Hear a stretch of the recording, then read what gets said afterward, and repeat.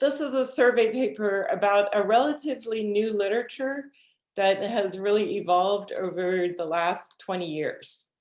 So in economics, in empirical work in general, there has been a long debate, going back even to the 1940s, about how much should we use economic theory when we do econometric modeling and estimation. How tightly linked should the empirical work be to the theoretical model? And people really have taken strong stands on this sometimes, especially in the literature on evaluating program effects, which are sometimes called like treatment effects. There are different approaches. Okay, so there's some people that really advocate the use of what are called reduced form methods sometimes, or natural experiments. Natural experiment would be like a IV approach, or a quasi-experiment like a RDD approach, or just an experiment, an RCT. All of those methods usually do not involve a lot of modeling of the theoretical model. Like the theoretical model is used often in a loose sort of way, maybe to guide what variables you put in the model, but there's no tight link between the model and the estimation. Whereas in structural empirical work, the goal often is to write down an economic model, the theoretical model, and directly estimate the parameters of the theoretical model. So there's a very close link between the modeling and the estimation if you do structural work. And these are kind of two different points of view, and some researchers do one or the other. And there has been a lot of criticism on both sides, that people who advocate the use of reduced form methods are often very critical about the assumptions you make when you implement models. And then people that are more in favor of modeling, often point to the limitations of these natural experiments or quasi-experiments, that the types of questions they can address are very limited. So I'm going to talk kind of in detail about these different critiques. And this debate is actually a very old one. It even goes back to Koopmans. He was at Yale at the Coles Foundation, and he wrote a very nice paper. It's an interesting paper to look at about exactly about this debate, like whether you need theory or not when you do empirical work. And he uses even examples from physics, but mainly, he's concerned with economics. And then Ed Leamer, he had a very famous book, The Specification Searches, where he talks about, the need for checking robustness, that different models often lead to different estimates, and you should check robustness by checking a variety of models. And then this recent book, and so this might be a book that you see sometimes in class, because I think some places use this as kind of a textbook. They're really on the side of more experimental, quasi-experimental methods. And they called it a credibility revolution when people start relying increasingly on more experimental designs. So these are kind of different points of view.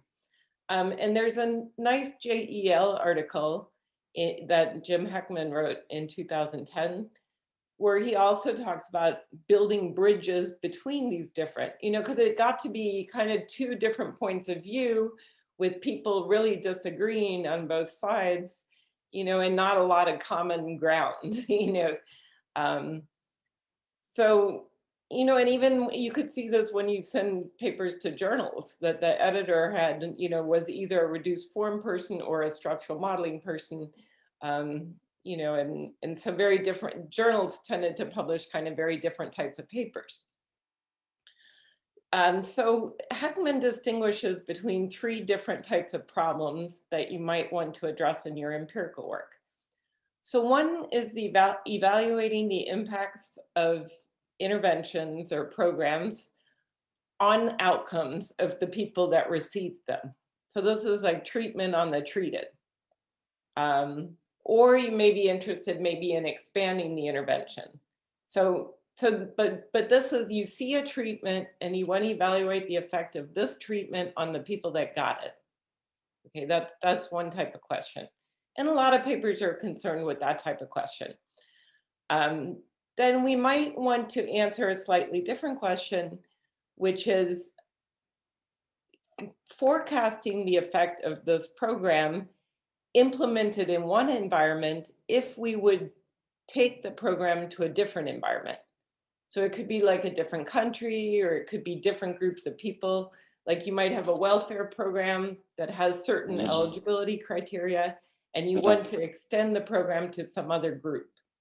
You know, so it's not treatment on the treated, but it's still evaluating the effect of some program that actually exists. You know, so you do see that some people that got the program. Or there's a third type of question, and that is to forecast the effects of programs that have never before been implemented.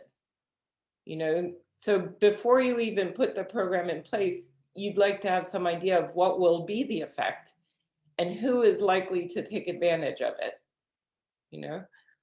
So these are kind of an increasing difficulty in addressing these questions, you know, because it's one thing if you see the program and you see the people that got it, you know, but whenever you're extrapolating, you have to forecast, you know, and to answer these different types of questions requires different types of frameworks. And so he talks in this JEL paper. It's a nice paper, and it surveys a lot of Heckman's work actually. And he's done a lot of work about how to extend local average treatment effects.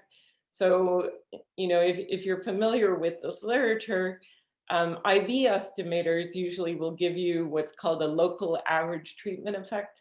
And this is a treatment effect for the group of compliers. So compliers are people that were induced to get the program by the instrument. So for example, if the instrument is compulsory schooling law, then you're looking at the people that were induced to get more schooling by the compulsory schooling law. You know, if it hadn't been for the instrument, they would have gotten less schooling, but the instrument changed their behavior. You know, and there's been a debate about how useful is this? Like, even if IV gives you late, is this a useful thing to have? Like, do we want it? You know, and so there's been a lot of work recently about extending late, you know, and some work on developing methods that give you bounds. So this is a recent econometric paper, actually. So this MTE is marginal treatment effect estimation. This is something that Heckman-Bitlisel did in 2005. And then there's been some work on extending it. These are PRTE, is policy relevant treatment effect estimators. But all of these methods are assuming that you actually see the treatment for some group of people. And this recent econometric paper is assuming you have multiple instruments and looking at like how you can combine these instruments. Okay, so the goal in our paper is actually a little bit different. We consider mainly questions P2 and P3. So if you look back, that's like how to forecast the effects of programs in other environments and how to, you know, predict the effect of a program maybe before you ever put it in place. You know, so it's kind of a different question. It's not necessarily I mean, you might have a program and you want to know the treatment effect on the treated. Sometimes people use these methods to understand the mechanisms. You know, how does this treatment effect come about? You know, so we'll look at some examples about how the models could be used to understand for an existing program, but also to forecast the effect of changing the program in some way. So that's really the goal of what we're doing.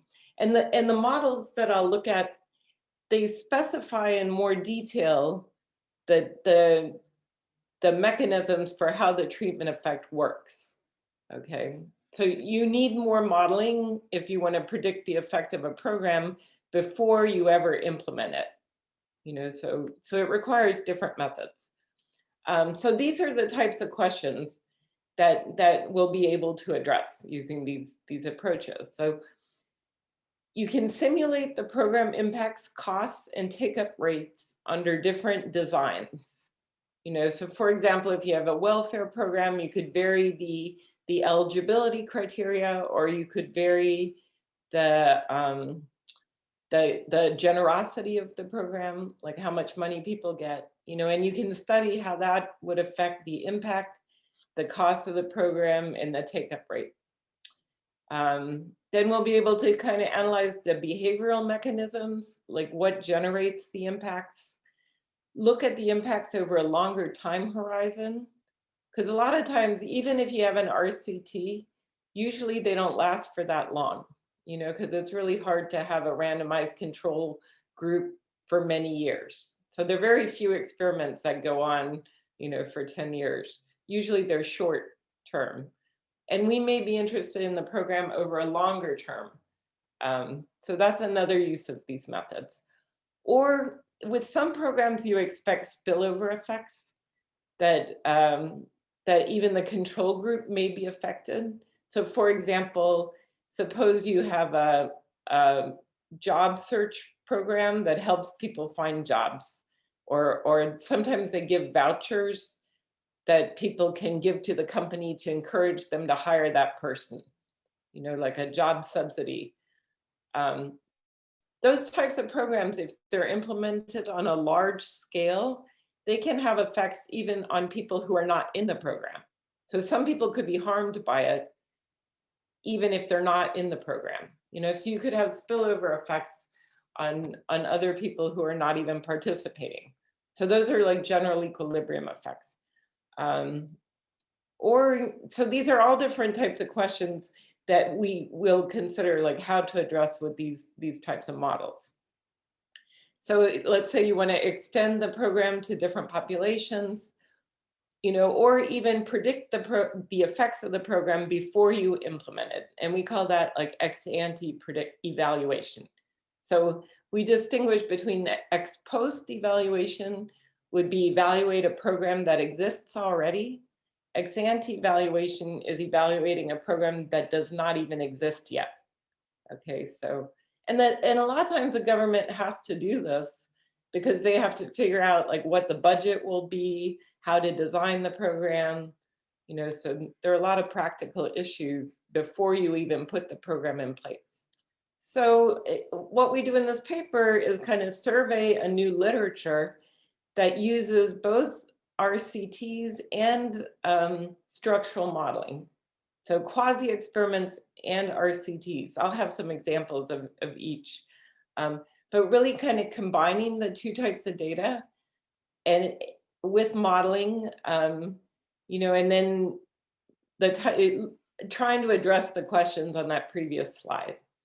And I'll talk about how this literature it's really only the last 20 years that there have been a lot of papers along these lines. And this literature builds on two previous literatures. So I'll talk a little bit about these previous literatures, how it relates. And then I'll go over some applications. So I'll show like how you can combine it, how this relates to some other literatures, how this evolved, and then also talk about some applications so you can see within different subfields. So in the paper, we go over, I think like 24 different applications. So it's really been a lot of papers lately doing these sorts of things. And it's within all different fields within economics. I mean, they're all applied papers, but some are labor, some are development, urban, education, a lot of different areas. Okay, so, where did these questions come from originally? Well, one of the early papers was by Jacob Marshak, and he already described this problem of forecasting policy changes as one of the most challenging problems facing empirical economics. Heckman actually talks a lot about Marshak in some of his papers. And Marshak was also discussing what type of model do you need for what type of question? Like if your question is more limited, maybe your model doesn't have to be super complicated. Maybe you can answer some types of questions with a smaller model, you know, and those were the things that he was considering. And also when this work was done on what are called random utility models. So that's like McFadden was one of the economists who was very famous for his work on random utility models. And these models are used in discrete choice analysis. So probably you all have worked with like discrete choice models, logits and probits and multinomial logits. Well, those models originally came out of psychology. And it's interesting, the multinomial probit model was originally developed in the 1920s. You know, there's this old paper by Thurstone that lays out the whole multinomial probit model. But then McFadden was very influential in bringing this work into economics, you know, and using, originally a lot of the applications were modeling the demand for transportation, like in the 70s when he was working on this. And for example, like in San Francisco, they wanted to build the subway. Their subway is called BART. And they needed to forecast, you know, depending on where they build the subway, what will be the demand, right? And I think lately they're building a new subway around Paris. And I think they also have to forecast exactly, you know, where should they lay the subway, and also what price should they set, you know, so they try to predict the demand, of course, before they build it. So this is an example where you have to forecast.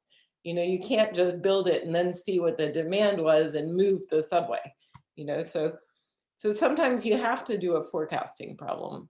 And so he was showing, you know, how you could do discrete choice analysis, forecasting the demand for like new transportation options. But nowadays, these models are used a lot in forecasting the demand for products. Like if a company wants to produce a new product, like one of the most famous papers is this Barry Levinson and Pecos paper, where they're looking at how you forecast the demand for cars. You know, so if you change the prices of cars or you introduce a new car, how will that affect the demand? Okay. And these are all examples of like ex-ante forecasting problem. And you can think of it like a program evaluation problem, you know, where the program evaluation might be, if I change the price, like that's the program, what will be the demand? That would be the treatment. Or if I introduce a new car, what would be the demand? And like the Justice Department uses these models to forecast the effects of mergers. If two companies want to merge, they estimate a model to see what will happen if they merge. You know, what will happen to the price, what will happen to supply. So a lot of ex-ante forecasting. Moffitt combined some randomized data. They did this thing called a negative income tax experiment. And then he used models to forecast the effects of the experiment. And then actually Wise had a few papers. I think his paper was the earliest one that actually estimated a fully structural model and then used it to forecast the effect of a subsidy. So he had a housing rent subsidy. You know, sometimes for low income people, they give them a rent subsidy. And then he used that to forecast the effect of, well, he had the randomized data, but he estimated a model on the control group data, like without using the experiment. And then he forecasted the effect of the subsidy, and then he compared it to what he saw with the randomized data. Okay, so that's kind of a lot of the papers that I'll talk about do things like that. There's also another literature, and this is in the program evaluation literature. So in this literature, you actually see the treatment. So you have a group that got the treatment and you have a control group. And what they do in this literature is they have randomized data and they also have non-experimental data. So one of the influential papers is this paper by Lalonde, and he was evaluating a job training program called the National Supported Work Program. And this was an experiment. So the experiment showed us the experimental treatment effects. So we know the RCT effects. What he was doing was studying, could we evaluate this program without the experimental data? Like, could we apply a non-experimental evaluation method? So he basically like pretended as if he did not have the randomized data, and he combined the treatment group with a non-experimental comparison group. And he took groups from the CPS, that's the current population survey, the PSAD, which is panel survey of income dynamics. So these are non-experimental data. And what he found was that the non-experimental estimators were not reliable. You know, because the experimental treatment effect was $800, and the non-experimental estimators varied a lot. Like they were minus $2,000 to plus $2,000. Okay, so he had a big range. And so his paper actually was influential because after this paper, people were thinking non-experimental methods don't work. And if you want to evaluate a program, you have to do an RCT. You know, and there was a big push towards doing more RCTs after his paper. Heckman and Hotz had another paper where they introduced these tests called pre-program exogeneity tests. What these tests do is they basically try to estimate the treatment effect with data that was gathered before the treatment. Okay, so they're pre-programmed. And the idea is that pre-program, the treatment effect should be 0. So if you apply the estimator and you're finding a treatment effect which is not 0, that has to be biased. You know, because before the program is introduced, you should not see any job training effect. Okay, so that's the idea, like apply to pre-programmed data, and then they threw out the estimators, because there are many different estimators you could use. You can do difference and difference estimators, control function estimators. You can do different conditioning variables. You know, how do you choose which estimator is best, right? So this was a way of choosing which estimator is good or not. You know, apply it to pre-programmed data and see if it produces bias or not. Now, that reduced the range of the estimates, but there was still a pretty big range. And then there were some papers, Dehija and Waba, and then I have a paper with Jeff Smith, where we analyze a different type of estimator. So we were looking at matching estimators, you know, because before matching was used in statistics, but it wasn't really used in economics. Nowadays it's used, you know, also in economics. And we were just analyzing how the methods, so like this Dehija and Waba paper found that the matching estimators performed pretty well, you know, but we show that it's still pretty sensitive to some of their assumptions on the model, like, or it was actually on the data. They excluded some of the data set, and that made the methods perform better. You know, so when you included all of Lalonde's data, matching also did not work that well. And so then I also have some papers with Heckman and Ichimura and Jeff Smith, where we study matching estimators applied to a different data set. This is JTPA, is it's a job training program, but this data set was actually better than the other data, because the NSW data, in Lalonde's example, the data set used to collect the experimental data, the survey was different from the CPS and PSID survey. You know, the questions were totally different. Like when you ask people, how much did you earn last year? Okay, if you ask them month by month, they'll answer differently from if you ask them just what was your earnings last year. I mean, you'll be very lucky if they even come close. Like how you ask the question often affects the answers people give. So it's very difficult to combine very different surveys and expect to get reasonable results. The other thing is the NSW, it was a very specialized group because it was ex-prisoners, welfare, long-term welfare participants, and drug addicts. And they participate in this experiment. And then the CPS and the PSID, these were just average people. Like you had no way of identifying who was an ex-prisoner or who was a drug addict. Like those questions don't even exist in the survey. So there was a big problem with non-comparability. And so in this other work, we basically were doing the same thing that Lalonde did, except the data was higher quality.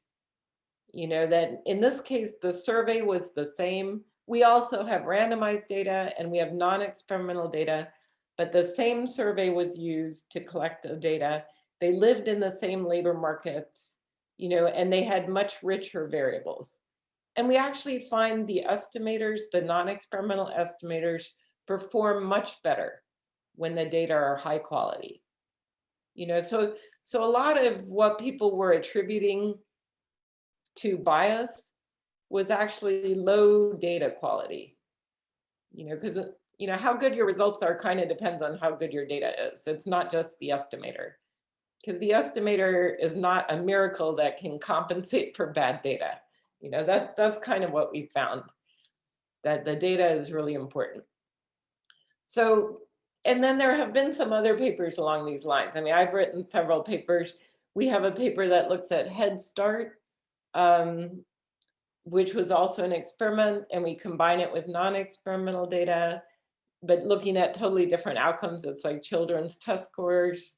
And like this is another paper, they combine, well, they look at difference in difference estimators compared to RCT estimators. And they analyze the effect of an education intervention in Kenya. So what they did is they gave, it's like flip charts are like posters that help kids learn. In Kenya, I guess sometimes schools have a textbook shortage, that they don't have enough learning materials, so they introduce learning materials to the classroom, and they try to see, does this improve children's learning? And so they did a difference in difference estimator, which showed, yes, that there were positive treatment effects. But then they also did an RCT, because they did it in some schools and not in other schools. And the RCT showed no effect. So they actually find the difference in difference estimator does not replicate the experiment. So there's been this whole line of work trying to study, do you need an RCT or can you analyze the data using non-experimental methods? Okay, but in this line of work, they actually have a treatment and they see the people that got treated. Okay, whereas in this other literature, the distinction I was trying to make is this other literature, like they estimate the model without using the treatment group. Okay, so that's kind of a distinction, whether you use the treatment group or not. Okay, but those are kind of the two different literatures that I think this more recent literature is building on. But the idea is you can benchmark how well the models perform using the RCT data. If you take the RCT as the truth, at least for this one treatment, you can see whether non-experimental estimators produce the same results. Okay, but these program evaluation estimators where you just have a treatment effect, you cannot use those methods like difference in difference. You could not vary the design of the program. Like they're good for some things, but they're not good for certain types of questions. Like you couldn't predict the effect of the program prior to implementation. It's just, the framework doesn't allow that. Okay, so So I'll show now some examples of how could you use a model to do ex-ante evaluation. Okay, and we'll look at like a static model of welfare participation, like person deciding whether to take welfare or not, and look at two different ways of doing it. One is non-parametric and one is parametric. And then also look at how you could incorporate RCT data. How can you validate the model? Like how can you check if your model does well or not? And then I'll, probably after the break, and we probably won't be able to do all this before the break, but after the break, I'll also go over some examples from the literature of different papers, like how they implemented these ideas. So let's look first at a method for doing ex-ante evaluation without making parametric assumptions. Okay, so suppose that in the current situation, there's no welfare program, but the government is considering introducing one. And they want to provide a benefit that depends on people's income, because usually you give welfare to people with low income, and maybe also on the number of children that a woman has. And the woman is deciding whether to work or not work. Okay, so L equals 1 is work. L stands for leisure. I mean, usually staying home is not leisure, but a lot of the models just call it leisure. So L is staying home, doing childcare at home, L equals 1 is taking leisure, L equals 0 is working. So this is the woman's utility function. And it could be the couple, like sometimes Y could be the husband's income and you just assume the husband works. Or it could just be the single woman, whatever you want.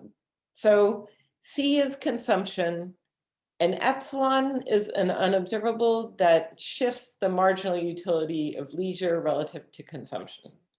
Okay, I'll kind of explain why you need these. So without the welfare program, this is the budget constraint. So consumption is equal to unearned income plus the wage. So we're assuming now we know the wage. Later on, we'll relax it and assume we don't see the wage for everybody. But right now, I'm assuming that we know the wage people could earn if they would work. So this is the wage, and she only gets the wage if she works. So if L equals 1, then she doesn't get the wage, because that would be staying home. Now, if a welfare program is introduced, then she gets the wage if she stays home, or if she works. But if she stays home, she would get the welfare benefit. So the decision about whether to take welfare or not is just comparing the utility if you work and if you don't work. Okay, so, and of course that decision is going to depend on the generosity of the benefits, right? So if you make the benefits generous enough, then everybody would choose to take welfare here, right? So the level of B is going to affect her decision.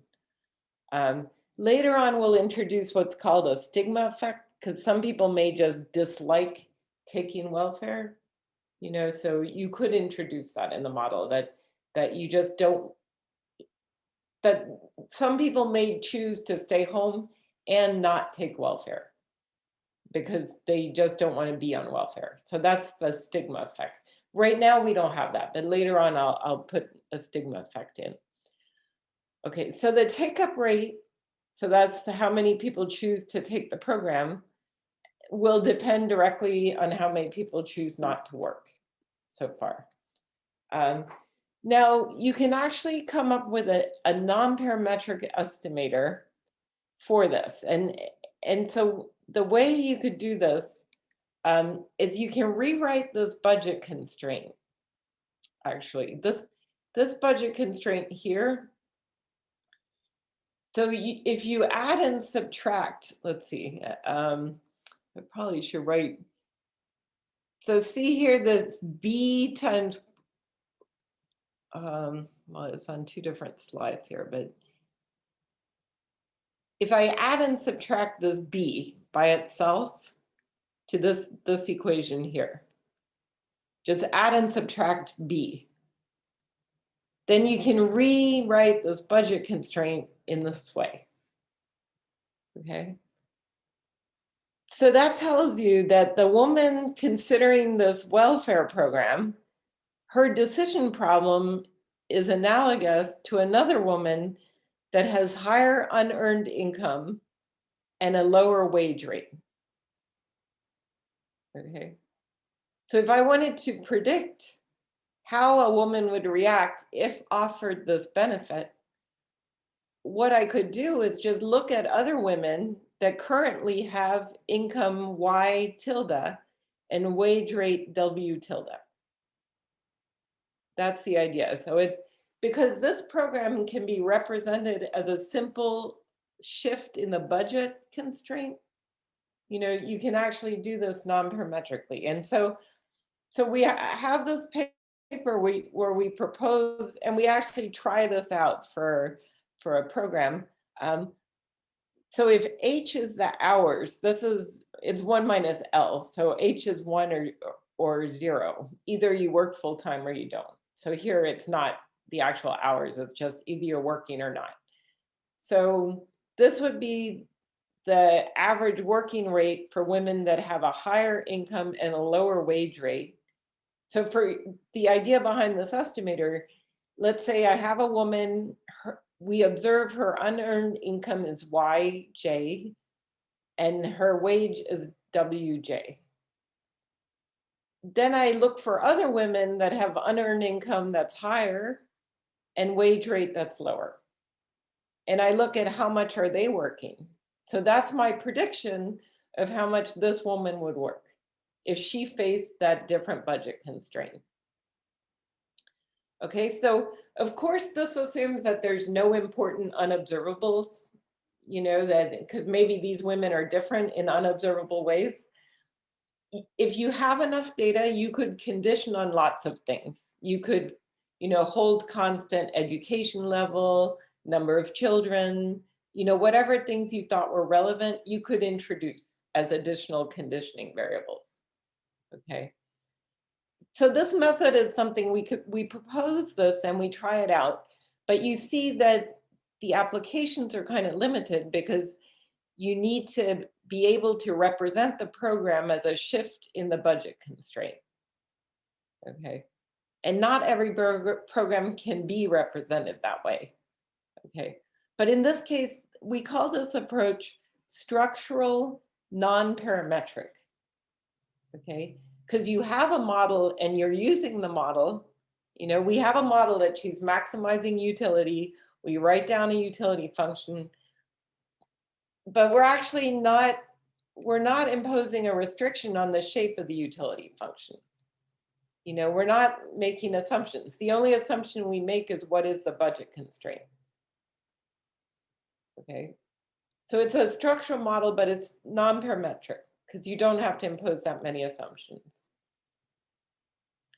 So it's kind of unusual to do structural non-parametric, you know, but I just wanted to give this example because a lot of people think that when you do structural work, you're making tons of assumptions, parametric assumptions. You can do structural work non-parametrically, okay? It's just the applications are kind of more limited because you have to be able to, you know, mimic the program in this way. Okay. But, you know, if you could do this, you can see how that you could vary the policy design. So first of all, I can predict the effect of the program before I implement it, right? Because I can do this without having any program in place. Then the other thing is I can vary the level of B, the benefit level, I can vary. I mean, it has to be within some range because at some point I'm going to run out of observations. If I have a huge B, maybe no woman has an unearned income that's that big, you know. So that's the support. Support means that I actually have to be able to find people in that range. but I can vary the B, and a policymaker, if I was giving advice to the government, I could predict how many women will take the program. I can predict what will be the cost of the program. And I can say for different designs, like different levels of B, you know, how will that change? Well, how will the cost change? How will the take-up rate change? Okay. But the key limitation is that the program needs to be representable within the existing budget constraint. You know, and I think that is a pretty big limitation. So it kind of depends on what kind of program you have. Okay, so let's look now at a way of doing the same program using a parametric model, you know, and then you can see how you can relax some of the assumptions, and we can introduce also a stigma effect within this type of model. So here would be a simple parametric model where we actually write down a utility function. So utility depends on consumption. This is the utility of leisure. This is just additive, and we allow for an interaction term. So there could be some complementarity between consumption and leisure. All right, and then this alpha is allowing that the utility from leisure could depend on your observables. So for example, your education level, you know, might affect how much you enjoy staying home. And then we also have the budget constraint, which is the same as before. And then in addition here, I'm adding a wage offer equation. And this is because we usually do not see wages for women that are not working. Okay, like a major challenge in implementing the other approach is that you don't know the wage the woman could get. I mean, some surveys ask people, you know, like what wage would you get, or what wage did you get in the past or something. So you might have an idea of what the wage is, but a lot of times you don't know the wage for people that are not working, right? So we can introduce a wage offer equation. So that's recognizing that you don't see the wage for people that don't work. Okay, is the setup clear of the, so it's a static model because it's just a one-time decision. Okay, so now within this model, what's the decision to work or not? So if she doesn't work, this will be the utility. So if she doesn't work, she gets to consume Y and W, but she doesn't get utility from leisure. You know, she doesn't get this extra. So all she gets is utility from consumption if L equals 0. Okay. Now, if she stays home, her consumption will be less because she doesn't have the wage. Okay, but remember this lambda here is this complementarity term. If she stays home, she'll get the welfare benefit, whatever it is, you know, plus utility from leisure. And then this is the interaction between consumption and leisure. Okay, now her decision to work or to not work within this model is going to compare these two different utilities, right? So this is the one utility, this equation minus this equation gives you the comparison. Okay. And now assume that in our data, we do not see any program. The government has not introduced it yet. Okay. So we would like to estimate this model without data on B. There's no B in our data. So what you would typically do in this model is you make a functional form assumption on epsilon. So for example, well, actually there are two shocks here. There's this eta shock and there's an epsilon shock. For now, I assume this is just wage, just to keep things a little simple. You could actually make this log wage. Usually, if you're a labor economist, you would say, why are you using wage and not log wage? You know, because the Mincer earnings regression usually is log. So people usually work with log wage. Okay, you can do log wage as well. It just makes the formula a little bit more complicated. So it's only to keep it simple that and there are two shocks, eta and epsilon. And then I would typically make a functional form assumption, like their joint normal is one possible assumption. So if it's joint normally distributed, you can write it down as a maximum likelihood problem. Okay, so that gives you a probability that you stay home and a probability that you work. And if you work, you also see the wage. You know, so if you work, you see more than just the decision to work or not, you also see the wage. So this is like a Tobit model. Like if you ever, Amemiya has a very nice chapter, the textbook by Amemiya on Tobit models. And he goes through lots of examples of this type of model. But this is going to be the probability that you work, and this is going to be the probability that you see a given wage if you work. So the wage density here. Now, what are the parameters? These are the parameters, beta, gamma. So beta is the preference parameters, the utility of consumption, or wait, no, this was utility of leisure.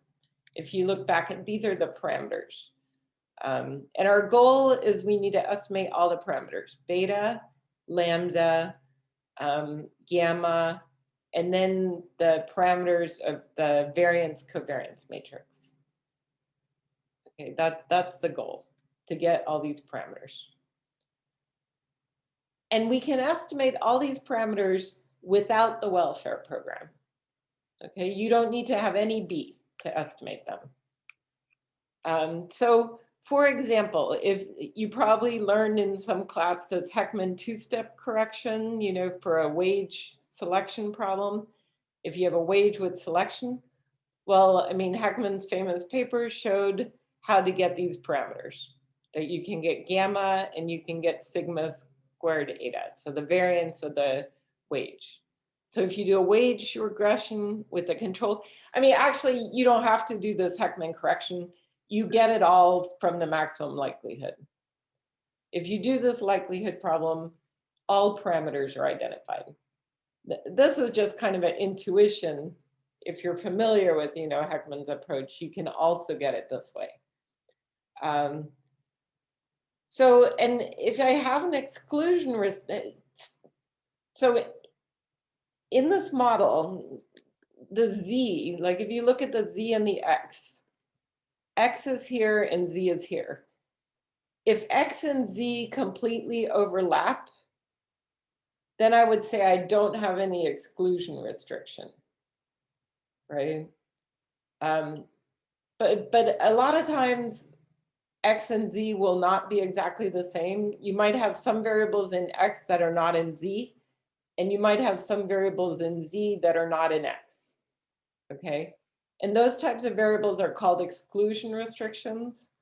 And they play a very important role in economics, actually, these exclusion restrictions.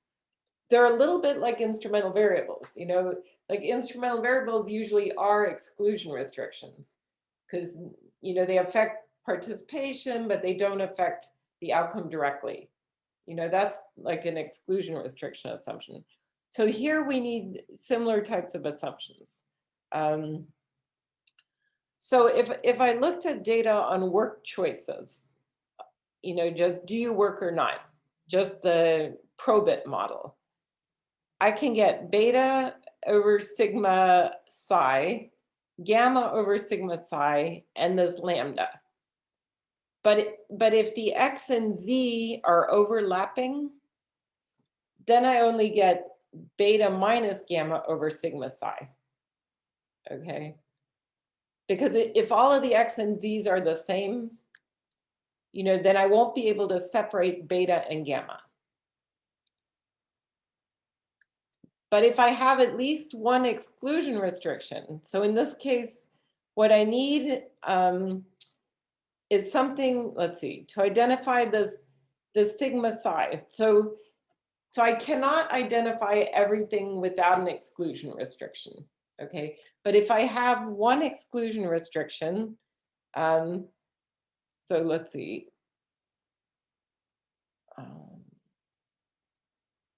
I need one variable that appears only in the wage equation that's not in X. And then, and to see intuitively how this helps, from the wage equation, I have gamma, right, by itself. And so if I have in the probant model gamma over sigma psi, and I also have gamma by itself, then I can get sigma psi. Okay, so as long as I have one variable where I can recover the gamma, you know, because if X and Z overlap, I always get beta minus gamma. But if I have one variable where I just have gamma, then I can actually get sigma psi. And sigma psi is actually crucial for doing the ex ante evaluation. So let's look. So if I have just one exclusion restriction, then I can do the ex ante impact evaluation. So let's look at how this, let's see. Well, I guess we have to, well, I probably could have used one extra equation here. Well, I guess you can see that this would be the ex ante impact evaluation. You have to compute the probability with the B and the probability, you know, probability, oh, sorry, one of these should be a 1. This should be the probability you work and the probability you don't work. So there's a typo. One should be a 1 and one should be a 0. But if I go back here, these are the probabilities, okay? And so the way this B is going to affect things, it's going to alter this psi star. So I can estimate the model parameters with no B, no benefit in the data, like before the program was ever introduced. And then I can introduce the program at different levels. You know, I could change eligibility. I could, you know, make it available only to women with 2 children or 3 children, you know, whatever I want to do. And I could alter the Y, you know, that's changing the eligibility for the program because the benefit level depends on Y and N. And I can change the size of the benefit level. And I can do a whole menu, like for different program designs, you know, which women would take the program. And then I can predict the cost, you know, so that would be an ex ante evaluation. Sorry, could I have a comment? I think your expression you showed, the last one, was correct because you're Which comparing one? the last one you said. Oh, oh, you're right. You're right. This is right. It is correct. Yeah, you're right. Because this is B equals 0. Yeah, and we are comparing people who decide to walk, but with benefit and without. Yeah, thank you. Yeah, sorry. This is B equals 0. So this is with no benefit, and then this is with the benefit. And that's looking at the effect of the program on the employment level. Yeah. And actually, I saw a paper using Russian data that did this type of analysis. I think the paper got published. But what they were doing is they were comparing different types of programs. So one was a program that gave women, well, I think this was like after the fall of the Soviet Union, like when they made the transition to more market economy. I think the price of childcare went up a lot. The childcare used to be basically free, and then I don't know what it is now, but for some time there was a dramatic increase in the price of childcare in Russia. You know, that it went from being almost free to being very expensive. And so they compared 2 types of programs.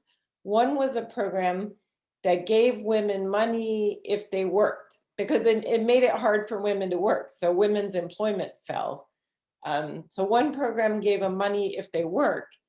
Another program targeted childcare subsidies only at the women that had children.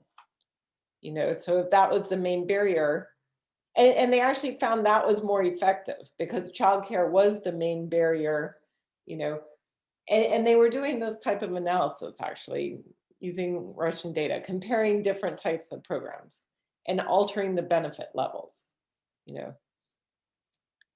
So that's the type of analysis you can do with the model. And this is a super simple model, you know, compared to the types of models we might want to do. Now consider what happens if you have a stigma effect. Okay. Well, actually, we're going to extend the previous model in two ways. So one is we're going to allow for a benefit reduction rate. So this means that if you work, you don't completely lose your benefits. Instead, you kind of gradually, your benefits get taxed away. That's how real welfare programs usually work. You know, it's not just a all or nothing. Usually, if you decide to work, they kind of gradually take away your benefits. You know, so it's kind of a tax on your wages for a while. So it's a benefit reduction rate. So the benefits you get will be the benefits minus some proportion that depends on your wages. So the budget constraint will be changed in this case. So this is a more realistic program because you pay this tax if you decide to work. So you can work and still get welfare. Like if you have a low wage, you can still get welfare, but the benefits are reduced. Okay, so all this does is alter your budget constraint. The rest of the problem is the same. And this is how, you know, the index for whether you work or not would be affected by this tax. Okay, so now you can still use the parameters and you can vary the benefit schedule and the tax rate. You know, you can still do an ex ante evaluation with this extension. Okay, now we're going to consider the situation where you might have a stigma effect.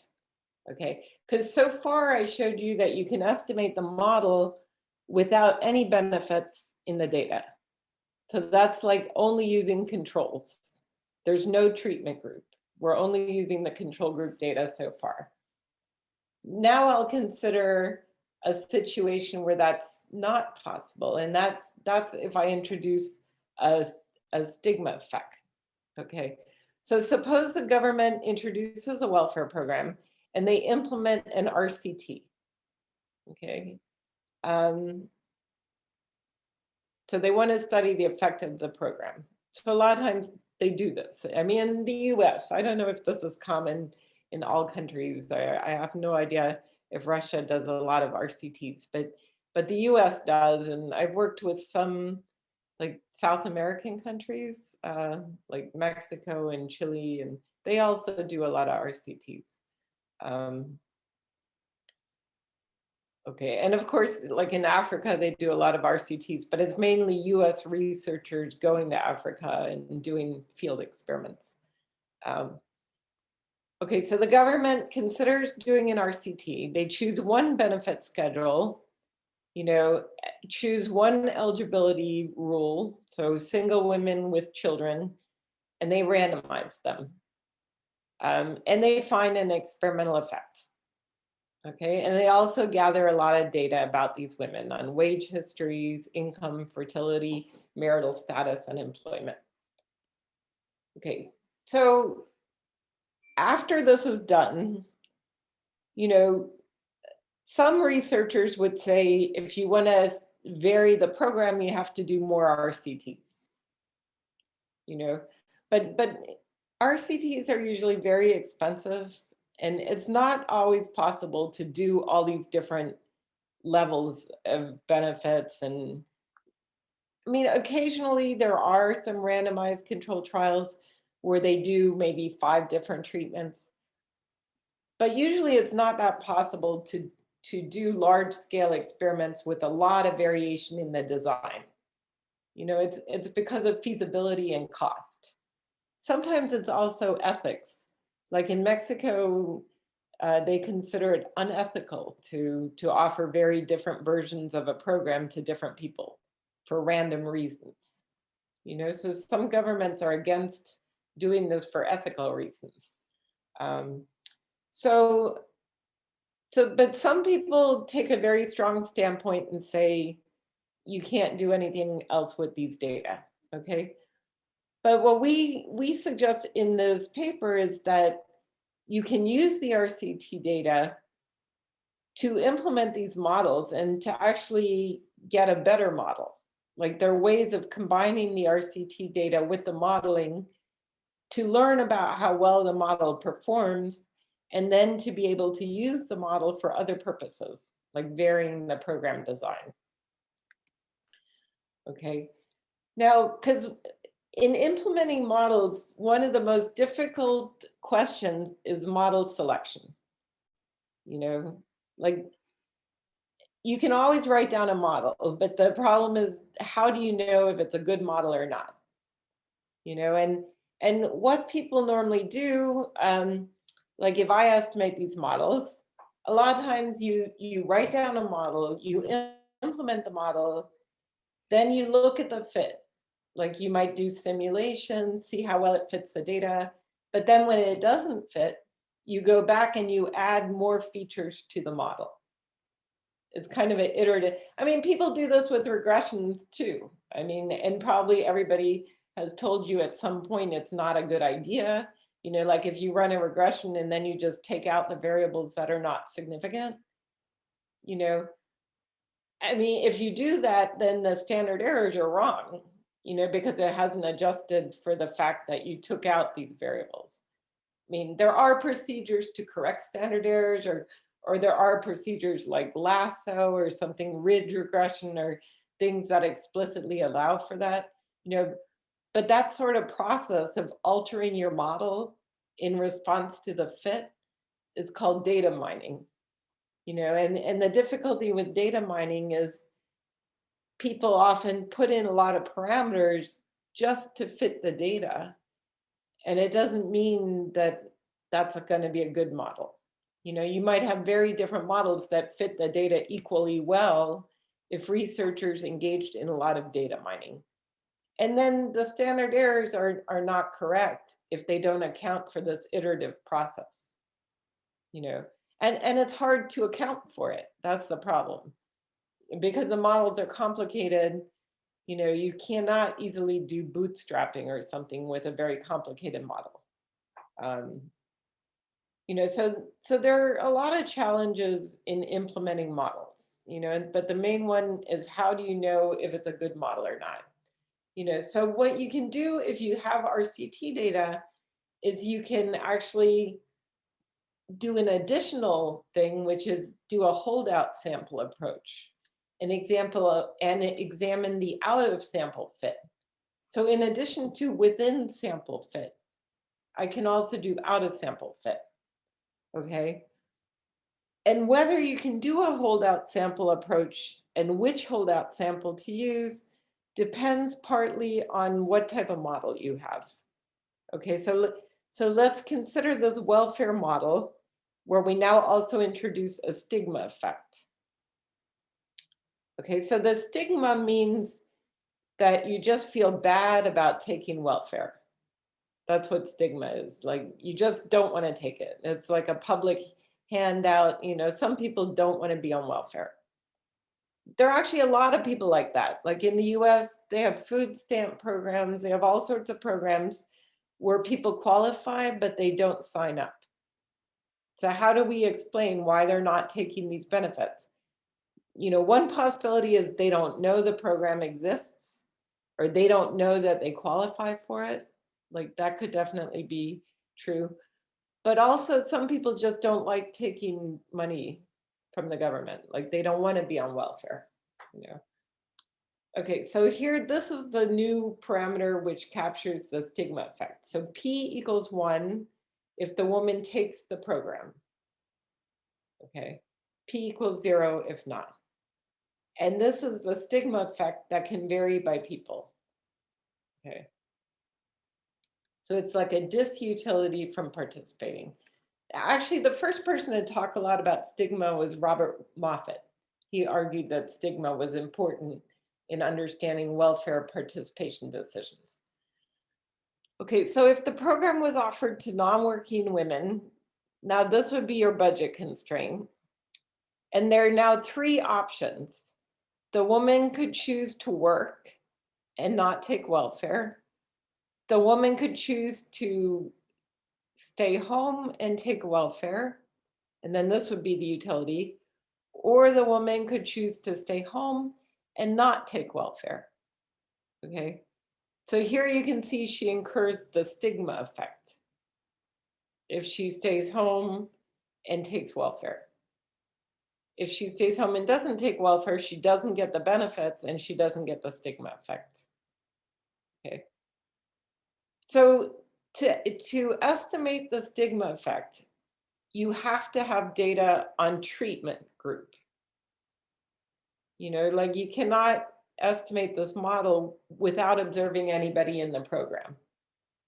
You actually have to see some people that, you know, take the program and don't take the program. Like these 2 groups are crucial to identify this extra parameter.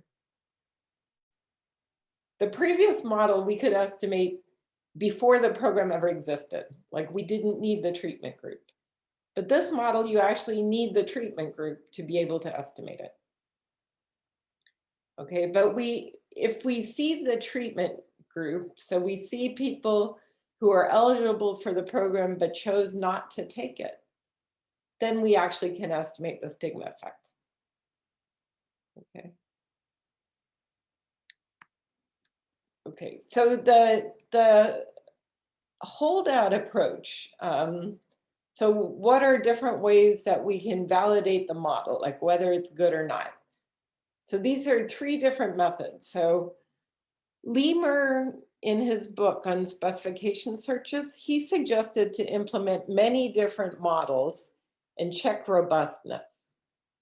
Okay, and this is a good idea. You know, it's just sometimes the models are complicated, which kind of puts a limit on how many models you can estimate. I mean, I've worked on models that took me 1 year to estimate. So given that you have finite length of life, you can't estimate that many different versions of the model. But this is in general good practice, I think, to check sensitivity when you can. Okay, then you can evaluate within sample fit. You know, so they're formal statistics, you know, where you can maybe check proportions, like the model predicts how many people are on welfare, you can compare to the actual number. Or you can do a holdout sample. So by holdout sample, if you have an RCT, you could estimate the model only on the control group and predict the behavior of the treatment group. Or you could estimate the model only on the treatment group and predict the behavior of the control group. So that's, you know, and why is it better to use an RCT instead of just non-experimental data? Well, the nice thing about experimental data is that it ensures that unobservables are comparable. You know, because if I just took any data set and divided it in half and say, I'll estimate the model on this half and predict the other half, you know, I could always do that.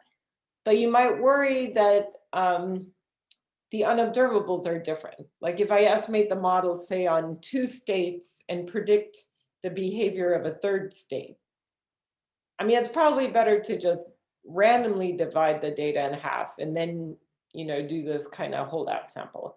That would be like cross-validation, would randomly exclude some of the data and then predict. But with the RCT, it's actually a stronger test of the model because you're saying, let's say I estimate the model only on the controls and I predict the treatment effect, and then I compare it to the actual treatment effect. And if I'm able to predict that pretty well, that gives me confidence that, you know, this model is doing something correctly, you know?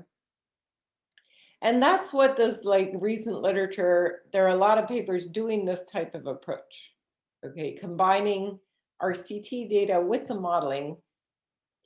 Not all papers use holdout samples, but there are quite a few that do use holdout samples in both ways. So some papers use the control group and predict the treatment behavior, and other papers use the treatment group in estimation and predict the control group. You know, so like with the stigma effect, I could always use only the treatment group. And then I could take away the program and predict the control group. So that's possible. But in this case, because of the stigma, I'm not able to estimate all the model parameters only using the control group. Okay. So like whether you can do a holdout sample or not depends on what your application is. Right? And any questions or anything? Yeah, can I ask one quick question? Because before the lecture, I thought that this RCT is going to provide the actual exogenous variation in terms of the exclusive restriction. So I thought you're going to use RCT to get another exogenous variable in the wedge offering equation. That's what I thought you were going. Sometimes you could do it that way. Actually, one of the examples I'm going to talk about does use the RCT in that way. Yeah, in addition, it could be used as an additional source of exogenous variation. You're right. I mean, there are multiple ways you can actually use it. You can use it as a holdout sample, or there are papers that combine that. They don't use a holdout sample. They combine the control and treatment group, but they use the RCT to provide additional source of exogenous variation. Yeah. Yeah, I guess I probably should mention that also. Maybe I should make another slide only with that. I just completed this paper, actually. I mean, it just recently got accepted. We finished it like in June, I think. But so that's why, like, I welcome your suggestions actually for like additional things I should mention. Okay, yeah, so I'll describe at least one example I have on these slides where they do use it as additional source of exogenous variation. Okay, so I see there was one question here in the chat. Now that I closed my slides, I can see the chat. So what if participation depends on unobserved heterogeneity? Yes, I mean, that's the most important concern. You know, even in the methods that evaluate treatment effects, you're always worried that the people who got the program are different in some ways from the people that didn't get the program. You know, and if you can control for that, because it's all observable heterogeneity, then that's an easy problem. But if it's unobservable heterogeneity, then that's exactly the difficulty. But that's the benefit of using the RCT. Because if you have an RCT, like let's say I predict the effect of a program. You know, I estimate the model on the control group, and then I try to predict the effect of a program. And let's say my prediction is not good. Like I'm pretty far off, you know, I know that cannot be because of unobservable heterogeneity, you know, because the data is from an RCT. And the benefit of the RCT is that the distribution of observable heterogeneity and unobservable heterogeneity are both the same in the treatment group and in the control group.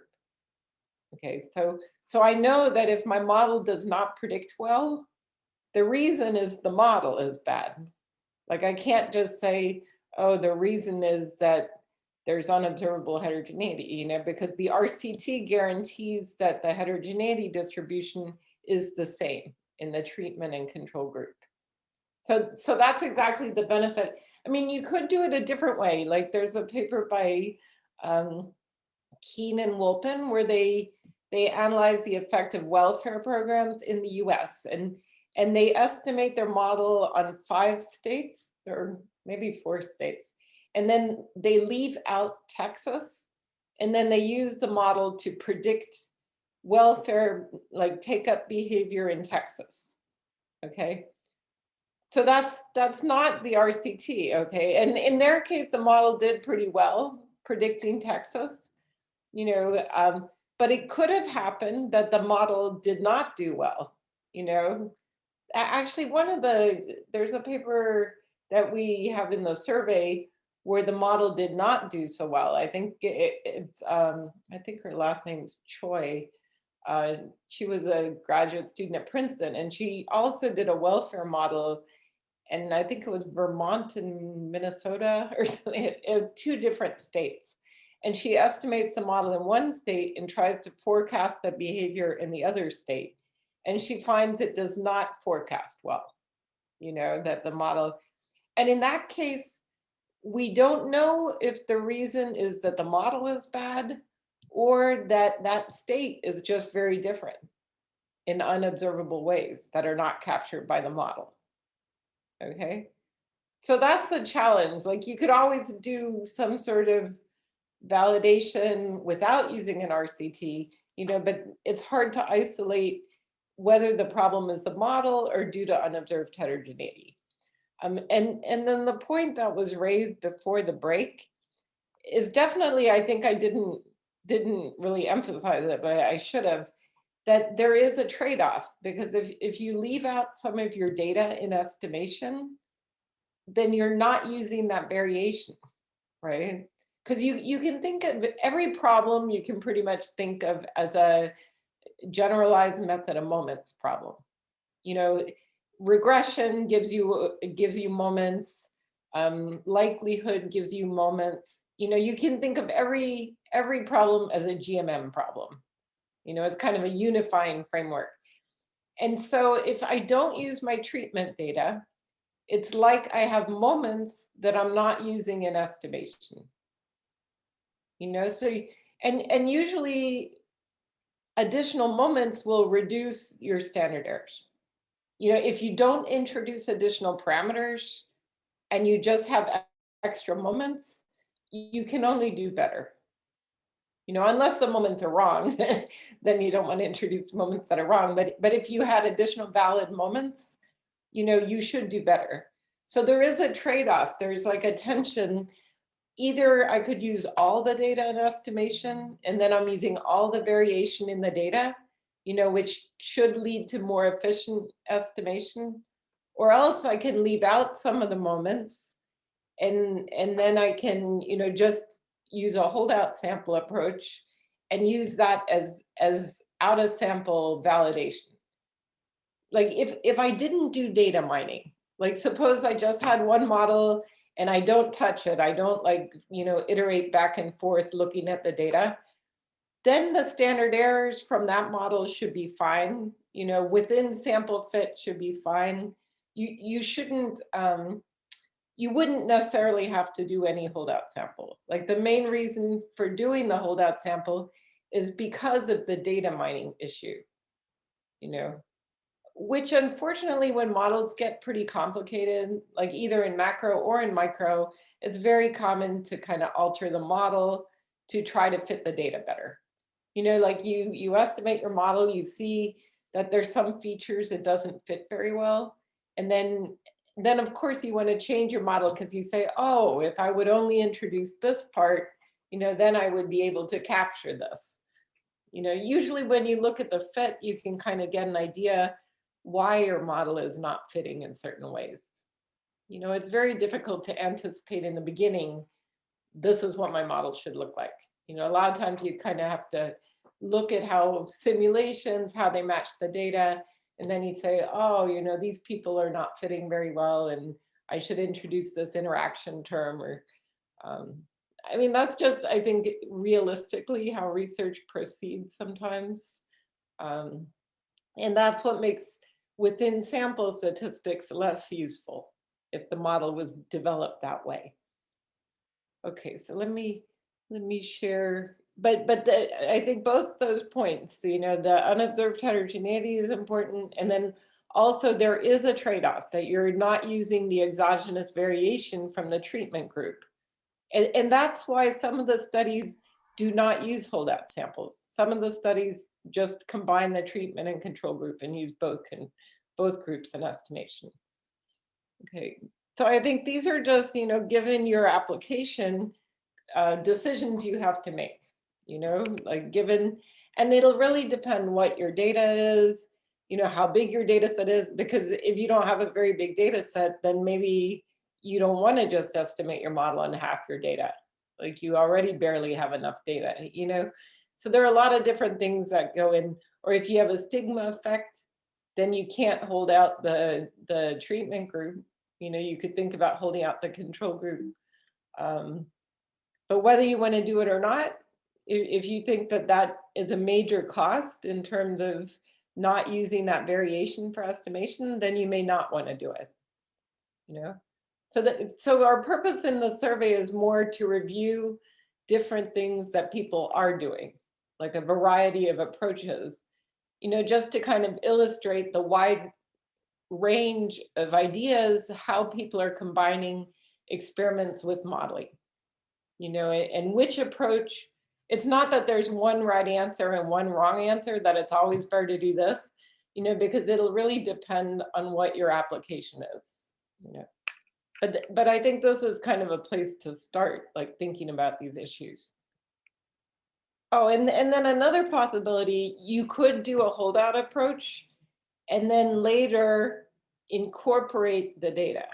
Like that's possible too. Like let's say you do a holdout approach, you predict the treatment effect, you find that it doesn't work very well.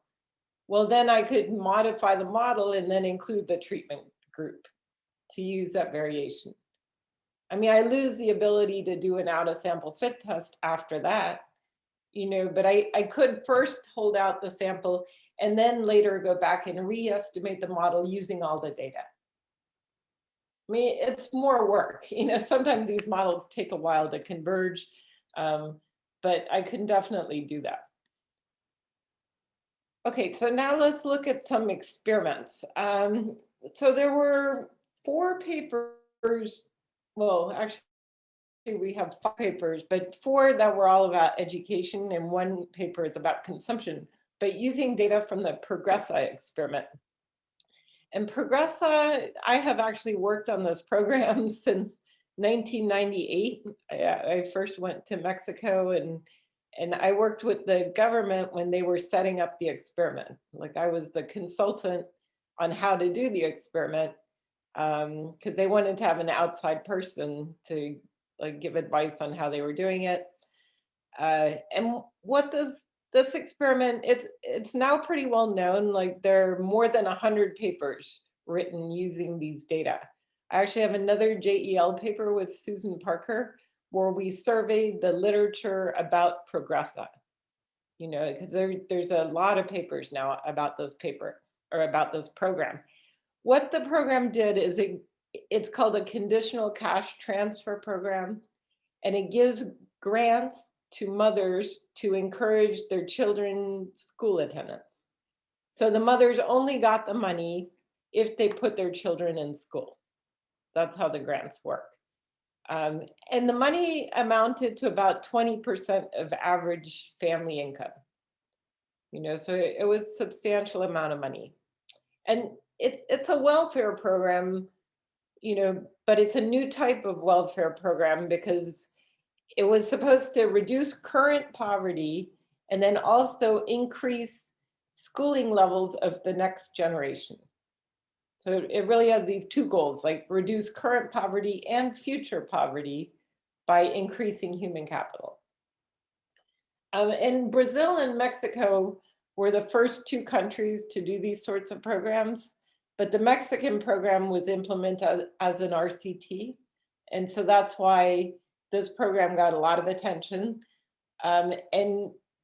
And after, like, I worked on a lot of studies and other researchers did too, like Orazio Atanasio and Costas Magir and Paul Gertler and Paul Schultz. Like there were a lot of researchers. Jerry Behrman worked with me on a bunch of papers. And we found that this program was pretty effective, actually. Like it accomplished the goals of increasing schooling levels. And it reduced poverty a lot. The government studied that. And so then the World Bank, also started supporting these types of programs.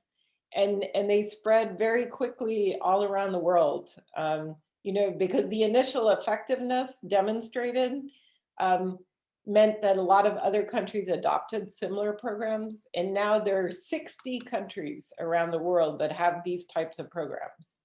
So the RCT, I think, in this case was very influential, in encouraging other countries. They viewed it as strong evidence that the program was working. I'm still working some on this program, looking at, now we have data on test scores from schools. So we're looking not only on educational achievement, but also on test score, like how much did going to school longer influence learning? But anyhow, so what we did, well, the initial program randomized villages. So they didn't randomize people because the village got the program or not. So there were 506 villages. Within each village, about half of the households participated. And control villages were excluded for 2 years. Like eventually they were brought in, but they didn't know that they would be brought in, And then households were interviewed like at the baseline before the program started. Like the baseline, it's always good if you evaluate any program to have a baseline before you start, because that data is not affected by the program. And then they were interviewed 4 times over the following 2 years.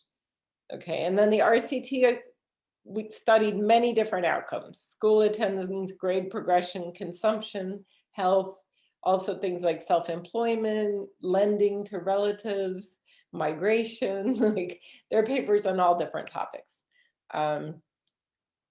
Okay, now this paper that I wrote with Ken Wolpen, which was in the AER, what we do is we estimate a model of school going, and we estimate the model only using the control group. And then we try to forecast the effect of the program. And in Mexico, a lot of the children are working for wages, and so you can view the program kind of in the way I showed you before, how the budget constraint gets altered. The program is affecting the budget constraint. And so we wrote down a model where we could estimate all the parameters using the control group, and then forecast the effect of introducing a school attendance subsidy. The school attendance subsidy is money that they get only if they go to school. So in the model, it is going to be, it's kind of analogous to a decrease in the wage. It's not exactly the example I showed you, because we're also allowing that families get utility from schooling. So it actually, the model is actually much more complicated, and it's a dynamic model. So it's not a static model. This is a model it took like a year to estimate. So it's not an easy model, but the main goal of our paper was to see, could the model forecast the program effects? And then we also use the model to analyze different types of programs that are different from the ones that actually were implemented. Now, there's another paper by Atanasio Maguire and Santiago that used the exact same data, because we were all kind of working with the Mexican government. And they estimated also a dynamic model, but it's a decision about a single child. Like in our model, we have a family deciding about all their children, taking into account the composition of the children. Like an older girl could, stay home and take care of younger kids, stuff like that. We also had fertility. This model is a little simpler, and it's just about a single child, okay? And our model had the option of go to work, stay home, or go to school. So there were 3 options, and they just have the option go to school or work. So the models are actually kind of different, even though in the end, the goal is the same, to analyze the effect of this program using the model. but we estimate our model only using controls, and they estimate their model using all the data. So they're not using a holdout sample. And they allow for something that's a little bit like a stigma effect, because they allow the people get utility out of getting the program directly.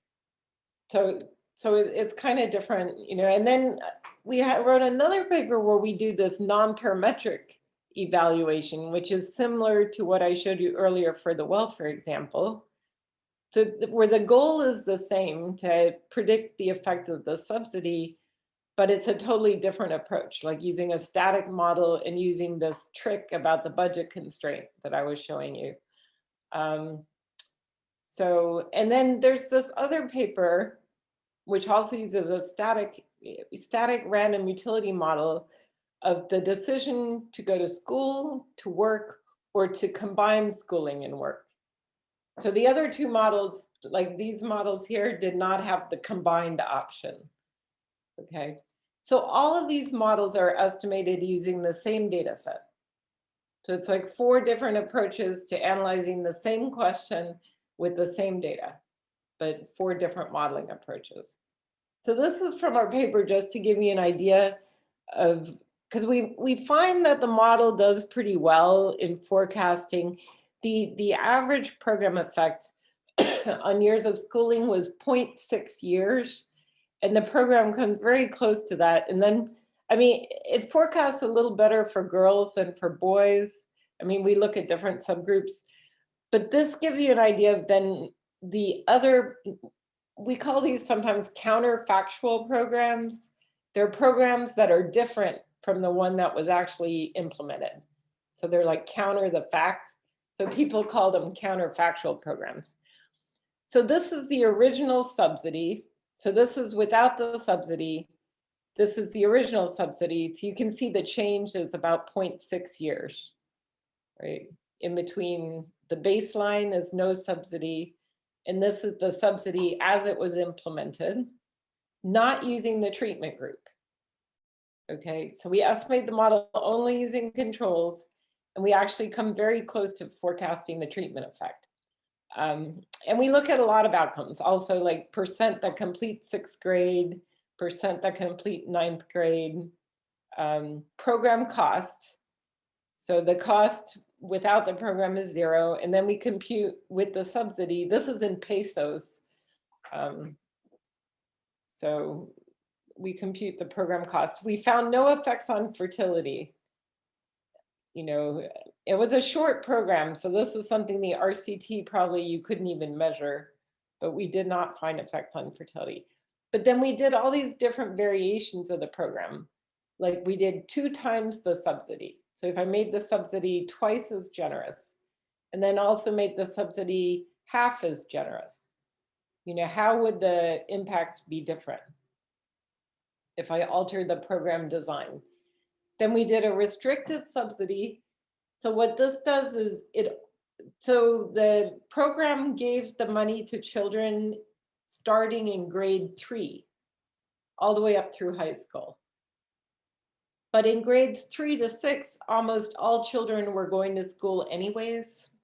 You know, so that money was kind of just like a gift, you know, because it's pretty unusual for kids not to go to 6th grade. Well, actually, I mean, in this data, it did happen. Nowadays, it's even more unusual because over the last 20 years, in this data, not everybody went to 6th grade, but some of the grades, like grade 3, everybody went to grade 3 and grade 4. So it was kind of just an income transfer. So the restricted subsidy takes it away from the grade up through 6 and only gives the subsidy at the higher grades. Okay, and then this 1.43 times the restricted subsidy, that's basically using the money that you would have saved at the lower grades by not giving the subsidy and increasing the level of the subsidy at the higher grades. Okay, you might think that for the same amount of money, you could get a bigger education impact. Okay, which we found, yes, you could actually get a bigger education impact. by redesigning the subsidy schedule. The only thing that it's not necessarily desirable for the government to do this, because the government wanted to reduce poverty, okay? And some of the poorest families don't go beyond grade 6. So if you take away the subsidy in the early grades, you're kind of taking away the money for the very poorest families. Okay, so there's this trade-off that the government's goal with this program is not just education. It's also poverty, reducing poverty. Then we did this other version of program, which is you give a bonus for completing 9th grade. So that's like you backload all the subsidy. So they don't get it every grade, they just get like a really big bonus at the end. Okay.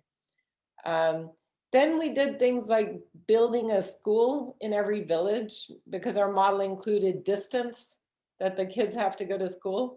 Distance is very important in modeling school going.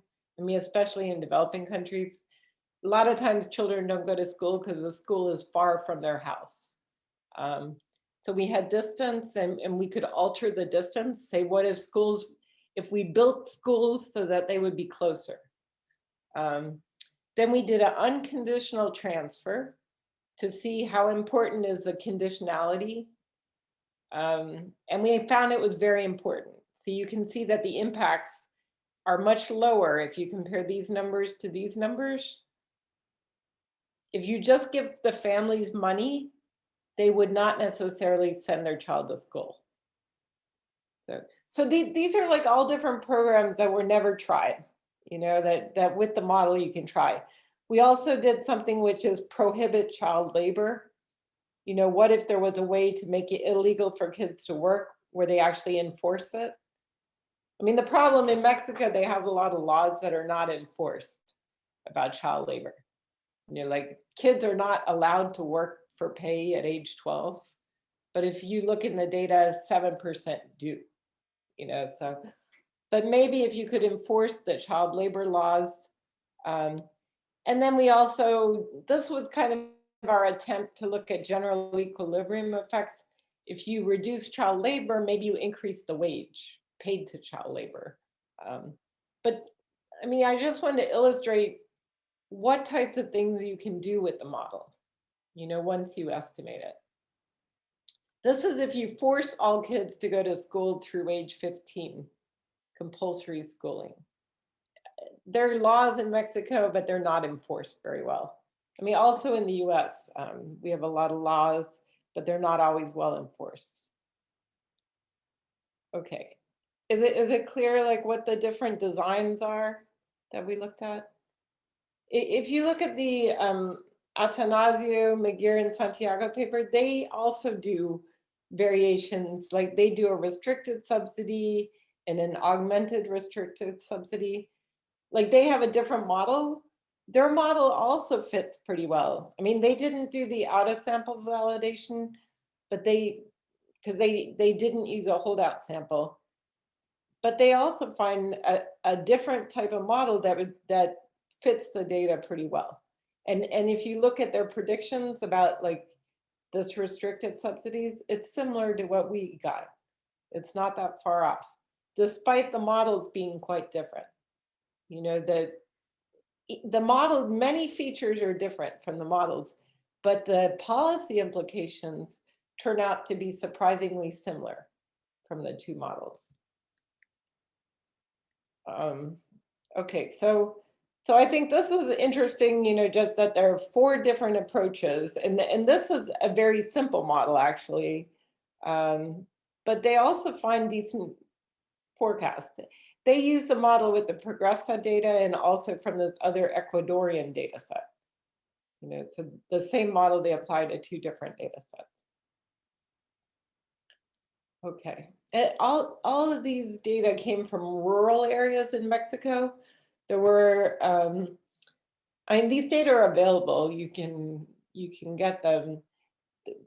We did a lot of analysis in urban areas because later, when we found that the program had pretty positive impacts, the government extended the program into cities. And so we did an analysis in the cities as well, but there was no randomization. So instead we used matching to get the treatment effects in the urban areas. So we have one section of the paper that kind of goes through education examples, you know, and I mean, there's another important one. I don't have a slide about it, but there was an important one. Well, here, I'll show you at the end. I have some tables here that kind of summarize. So these are the studies in education that we look at. So I mentioned this one, and this one. This paper here, this is a paper by Esther Duflo and some co-authors. They're modeling teacher attendance, like as opposed to student attendance. Because in India, they have problems where teachers don't show up for school. You know, so they have poor teacher attendance, because I guess they get paid anyways and they don't really monitor attendance that well. So they introduced this program that gave teachers subsidies to attend school. And the teachers have to verify their attendance with photographs. So that every day that they're in school, they have to take a picture with the students. And then if they attended a minimum number of days, I think it was like 20, they got a subsidy. And then for every day they attended above that, they actually got additional incentive payment. You know, so they estimate their model using the treatment group only, and then they forecast the behavior of the control group. So they're doing an out of sample validation as well. And then they look at different incentive schemes. But in this case, the money is money for the teacher to attend school. Okay. So these are like just different examples in the field of education. So this paper I like a lot, actually. This is about the moving to opportunity housing subsidy experiment. And this was a program that they tried in I don't know if I put the cities here. I think it was 4 cities in the US. And what they did is, so they had 2 treatment groups and a control group. So in the control group, they qualified, well, these are low income people, and this is a housing program for them. So the control group, they usually qualify for some sort of public housing. You know, like in the US, they have housing that the government owns, that they provide public housing to people that they can live in. And so they would say, okay, here's an apartment, you know, like owned by the government or whatever. But now the treatment group, what they got instead is a rent voucher where they get money. I mean, some cities do this now. Like the old system was to give them public housing. The new system is more to give them a rent voucher, like a subsidy, and let them find their own housing. So a lot of cities do this now. Like you don't have to live because the public housing tended to be all low income living in one high-rise apartment, and it got to be tons of crime and drugs. You know, it's just not good to put all low income people together, you know.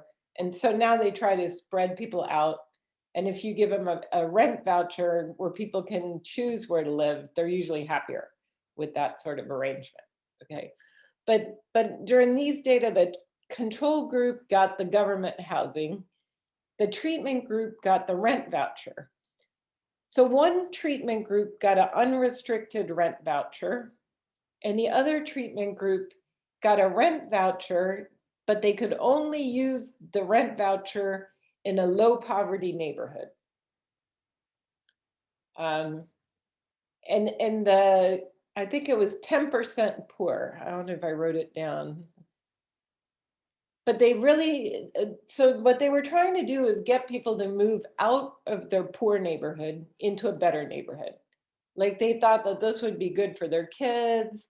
They thought maybe there might be more job options for the person, you know. So it was like a restricted voucher for rent. And if they didn't want to use the voucher, you know, they could, I think then they could just use the regular public option, whatever they qualified for.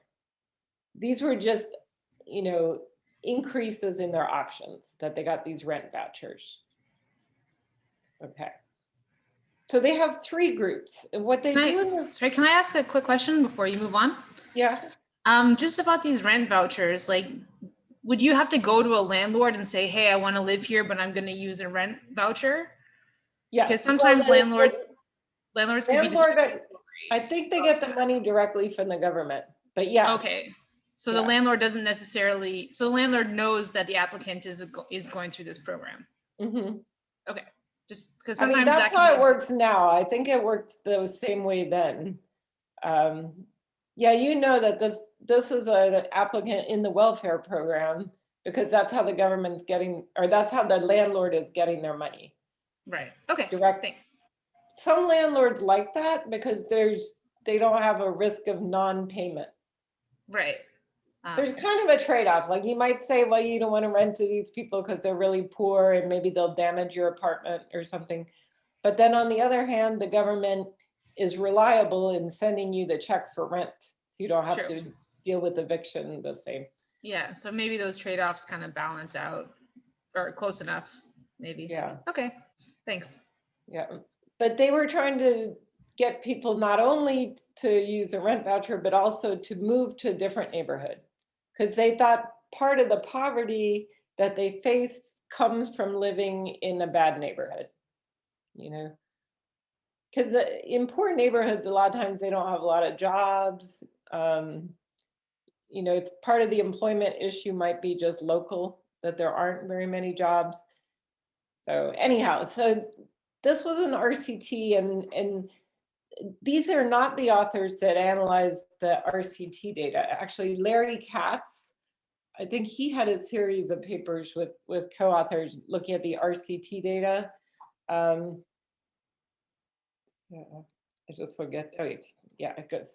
Yeah, I guess I didn't put that much detail about, but there were a bunch of other papers looking at the RCT data. And interestingly, they found very few benefits. The group that got the low poverty housing voucher, what they see is a lot of times, even if those families move into low poverty areas, they actually gave them counseling to help them move. That was part of the treatment. But even when they moved, a lot of times they ended up moving back, you know, like it was a temporary move, and they did not see big benefits for their children. They didn't see big employment benefits. The one benefit that they did see was health, like weight loss. I think their BMI went down. Like they had better food options, like the supermarkets and things were better in better neighborhoods. So they found some health benefits, but surprisingly, they did not find a lot of education benefits or employment benefits. That's what I remember from the series of papers. Professor, can I add something?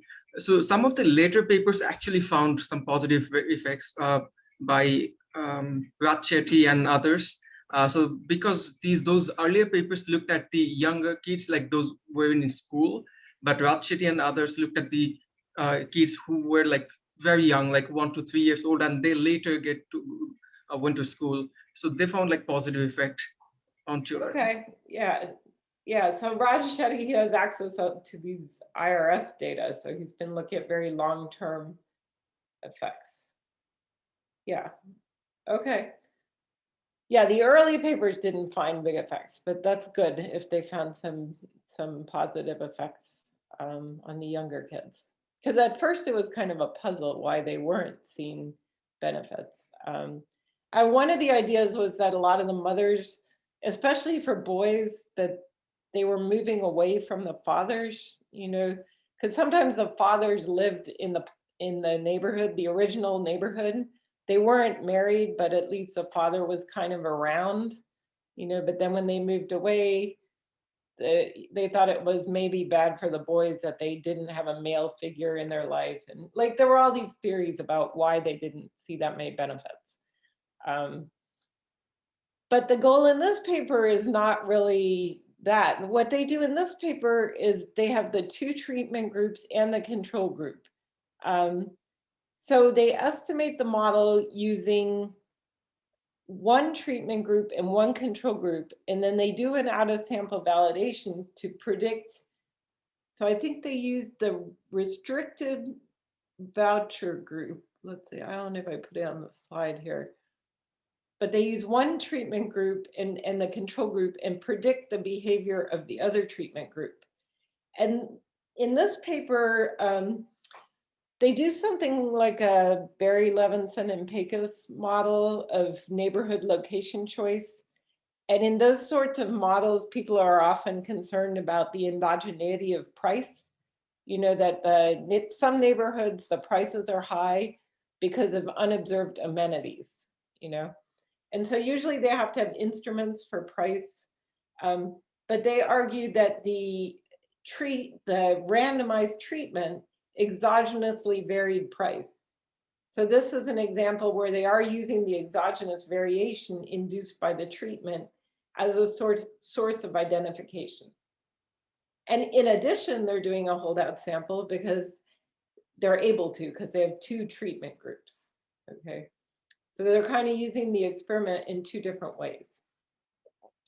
And after they estimate the model, then they vary this poverty threshold, because I think the actual threshold was 10%. And they say, well, what if instead of giving the voucher for 10%, what if you gave it if they move to a neighborhood that's 20% poor? You know, so they do a whole range. But they find that 20% actually leads more people to use the voucher and gives less overall exposure of the households to poor neighborhoods. So they find that this is, you know, kind of a better program design than the 10% version. Okay.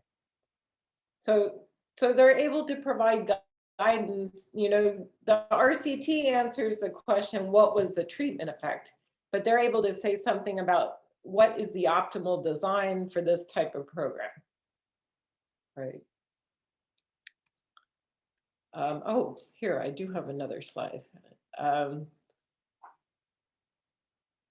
T2 is left out as a holdout sample. Oh, T1, let's see. Sorry, I skipped a couple of slides. I was wondering where my slides were, but somehow I skipped them. These were the cities: Baltimore, Boston, Chicago, LA, New York City. T1 was the group that had the housing voucher conditional on low poverty neighborhood plus counseling. Then T2 was unconditional, and then the control just got the standard, whatever they qualified for. And these were the references, the Katz and Kling and Liebman. And I guess Chetty, I need to add if he has some more recent papers. And there were tons of papers actually looking at the RCT impacts. Yeah, so that I showed you the 3rd slide. But T2 is left out as the holdout sample. So T2 is this one here. The unconditional housing group was left out. So I said the right thing, but I forgot to, I didn't show you the slide that went along with it. Okay. Yeah, and random rent variation induced by the experiment provides an instrument to address potential endogeneity of housing rents. So they argue that they don't need an instrument because they have the randomized rent variation. You know, so it means that you can estimate the model under somewhat weaker assumptions, because the instrument is always going to be some additional assumption. Okay, and then they try to improve on the current program design. Okay, now, so in the survey kind of is divided up by topics, you know, so we cover a lot of questions. Like I think there are 3 or 4 papers on housing choice and migration. So let's see. Well, there are a lot of papers on welfare participation, but this is like, oh, there are only 2 questions on relocation, migration subsidies. But there are tons of papers on welfare programs. that do this sort of analysis, like combining RCT data with the, so this is one of the papers on the welfare. And for some reason, several papers are with Canadian data. But I chose this paper for the slides because this is a quasi experiment. So it's not an RCT, it's actually an RD, like a regression discontinuity estimator. So what they had in Canada is they had a welfare program that had a discontinuity, let's see, make sure I don't skip, oh, here, that's the first slide. So there was a welfare reform, and they had a welfare program, and if you were under 30, your benefits were much lower, okay? And then the minute you turned 30, your benefits increased from like 185 a month to 507 a month. So there was a big age discrimination in the program. And so the reform eliminated the age discrimination. You know, and so the regression discontinuity uses age as the discontinuity and analyzes the effect of this welfare reform. Like, what is the effect of eliminating the age discrimination? Well, what they do here is they estimate a static discrete choice model of labor supply and welfare participation. So they classify people according to 7 different options. And each option is a certain combination of hours of work and welfare participation. And they also have a stigma effect. Okay, so they estimate the model with single men from Quebec, only using data prior to the reform. And then they use the model to predict the reform impacts. And they find, you know, that the model predicts employment reduction when you make the benefits more generous, and an increase in welfare participation following the reform. And they find larger effects for low-income individuals. So they're using the model for ex-ante prediction, you know, and they compare it to the regression discontinuity estimate, and find that it does pretty well. And then they go on to analyze if the benefits were further increased, you know, so that would be counterfactual programs. And they find responses to be highly non-linear with respect to benefit increases. They also incorporate the Canadian tax system and look at changes in the tax system. Okay, but this is the type of model validation using a quasi experiment, which is this RDD.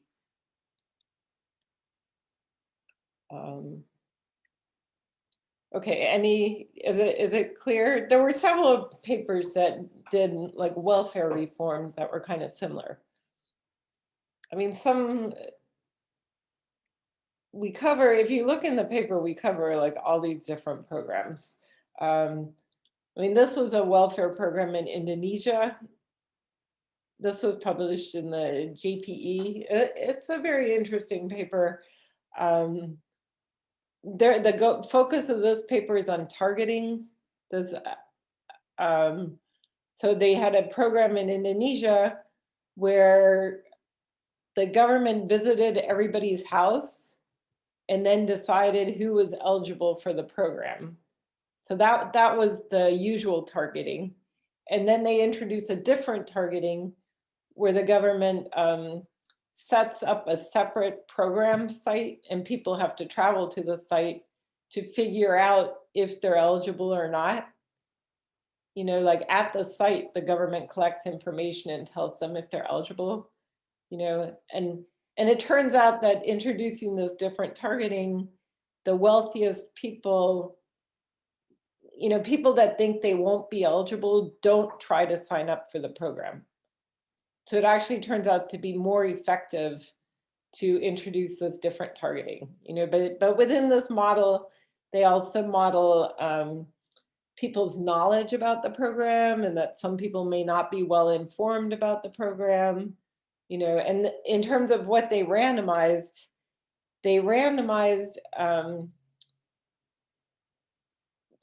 it was kind of interesting. They randomized where people had to travel to get the program, like the distance needed to travel. They kind of put in different random sites that had different distance costs. You know, so the focus is a little different. It's all about targeting. But they use both the treatment and control group in estimation, and they don't leave out any data. These two papers, the Card and Hislop paper and the Lee, Seitz, and Smith, they're analyzing the same data and the same program, but in two different ways, actually. So they had a program also in Canada. I guess they do some experiments in Canada. So in Canada, people that were on welfare, they gave them a bonus if they find a job, and they also supplement their wage for a long time. I think it was like up to 3 years you could get a wage supplement. You know, so this was kind of a big incentive to find a job. And Card and Hislop, they do a panel data model of welfare participation. So they do not do a structural model, actually. So they're analyzing this data, you know, using the treatment and control group, estimating a model, more of a statistical model of welfare participation. Whereas this paper here, they write down a structural job search model, you know, of people deciding, like they match with firms and they decide whether to take the job or not.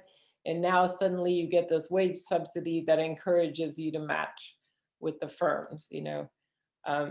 So they're analyzing the same program, same data, using two very different approaches. So again, I mean, these are interesting examples to contrast. And then this Choi paper is the one I was saying, where she has a model of labor supply and welfare participation that she estimates in one state, and then she uses it to predict the effect of changing benefits in another state. Well, both in that state and a different state. And she finds the model does not do well. You know, so I mean, it doesn't always do well. For sure, there's no guarantee the model's going to do well. I would say there's probably some publication bias that a lot of the things that we see, you know, tend to be models that do better. But in her case, the model did not do that well. It wasn't a randomized holdout sample, though. She was, you know, it could be unobserved heterogeneity that the other state had different distribution. But okay, so these were just all different kind of welfare examples. Let's see. Now, I kind of picked some here that were different types of models to give you an idea of the range of models that you could do with these methods. So this paper, I think this is still a working paper. I think it's submitted at a journal, but maybe hasn't gotten its final acceptance yet. So the experiment they did, so this was in Chile, and it was children, pre-kindergarten children, who were going to be entering elementary schools. And they randomly provided information to the families. And what the information was a video about the importance of school quality for future labor market outcomes. And then, so I mean, these are people deciding like where to put their child for first grade, basically. And in Chile, they have school choice. So people usually have choice about different schools. But they also gave them a report card that compared the different schools that were close to them. You know, so they were thinking that people may not know the quality of the local schools. And then in addition, they might not know how important quality is for future success. Okay. So there's always, I think every country pretty much has concerns that families, like low-income families, may not be as aware of quality, and they may not know the importance of schooling, not only school quality, but also maybe just years of schooling for future labor market outcomes. You know, so lack of information. So some of these experiments that have been done focus on information, like providing information in a randomized fashion. And that's what they did. So let's see. Now the RCT took place in 2010, 133 preschools. This is how my parents answered the questions. And the RCT showed that there was an effect on parents' choices and that they, you know, shifted their choices towards schools with higher test scores, also higher prices. Well, in Chile, they have vouchers that you can use to attend private or public schools. I've done some research in Chile, so I know more about the school system than your average American, I guess. But usually the voucher covers the cost of the schooling, but sometimes you have to pay a small supplement above the voucher amount.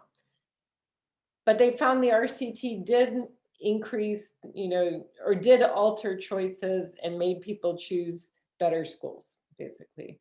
And that they were willing to travel longer distances from home to get to a better school. And they also do a 5-year follow-up and find positive impacts on test scores after 5 years. Okay, so that's the RCT. Now, in terms of the modeling that they did, what they wanted to study was what if we implement this program everywhere, like if we scale it up, okay? And they argue over a longer term, schools would also change, you know, so they estimate a model of school choice and school competition. So it's an equilibrium model. The other models I told you about were all partial equilibrium. You know, they were all like people deciding, you know, I guess all of them were individuals deciding. So we didn't have a firm side and an individual side. So in this case, not only are parents deciding, but also schools are making some decisions. So parents are deciding where to put their child in school, taking as given school quality, distance, and price. Okay, and in the model they write down, schools observe, or families observe noisy signals of school characteristics. And if you provide them with information, that can shift the weight that families put on price, distance, and quality. That's how they introduce the program. Like if you show them the video that says quality is very important, maybe then they put a bigger weight on quality. Okay. And that was provided randomly, like, you know, so their treatment group could have different coefficients on these things in their model.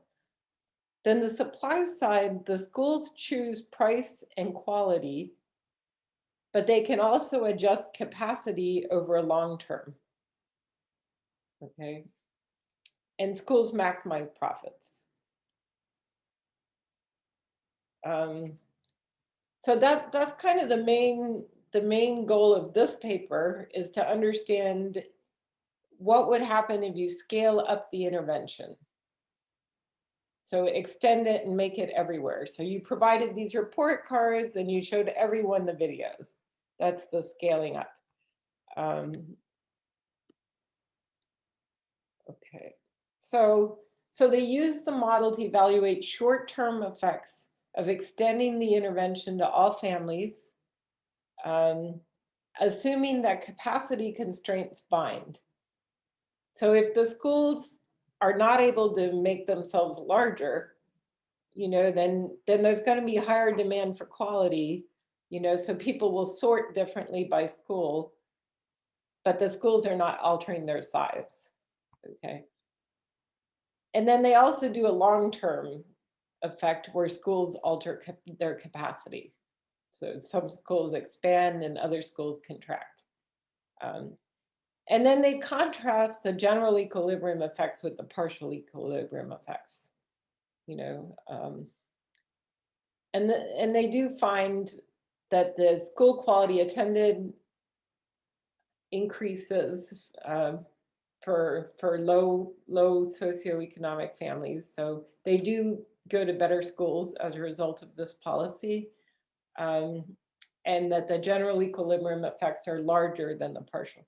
I think a lot of it was the binding capacity constraints. You know, when the good schools can expand, like when there's a demand for better schools and the good schools can actually become larger, then you can get a bigger positive effect or bigger policy effect. That's kind of the mechanism that it works through. Okay, so we cover a few different examples in the paper of general equilibrium models. Well, it's both general equilibrium and spillover effects models. So let's see here. So these are like 3 different modeling frameworks. Like here, this paper, this job search model, this is a spillover effects example, because here the control group, the treatment group gets these vouchers that they can give to employers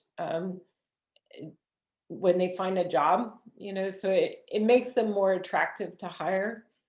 But that could cause problems for the control group, right? Because then the control group doesn't have the voucher. That's the problem. So there could be spillover effects. And they estimate the model, I remember, in 2 different regional areas within Denmark. So, and this example is a totally different, but it also has these spillover effects. They estimate a model of water source choice in Kenya. So when people go get their water, they have to choose where to get it from. And they had a randomized experiment where they improved the water. So I guess the water comes out of the ground, but that can kind of get contaminated, you know, because you have a lot of people accessing the water source. And I guess in Kenya, even if somebody owns the land, they're not allowed to restrict access to water. They have to let people come and get the water from the water source. So they had an RCT that put a pipe to make the water come out of a pipe instead of out of the ground, which is less contamination, to basically improve the water access. And they did that in a random fashion. So some areas they improved and some they did not improve. So they gathered a baseline about where everybody goes to get their water. And then some of those sites they randomly improved and some they didn't. But the spillovers are that, you know, the controls, maybe they were not going to any of the treatment sites, but after they improved the water, they could go. You know, so people can like alter where they get their water from.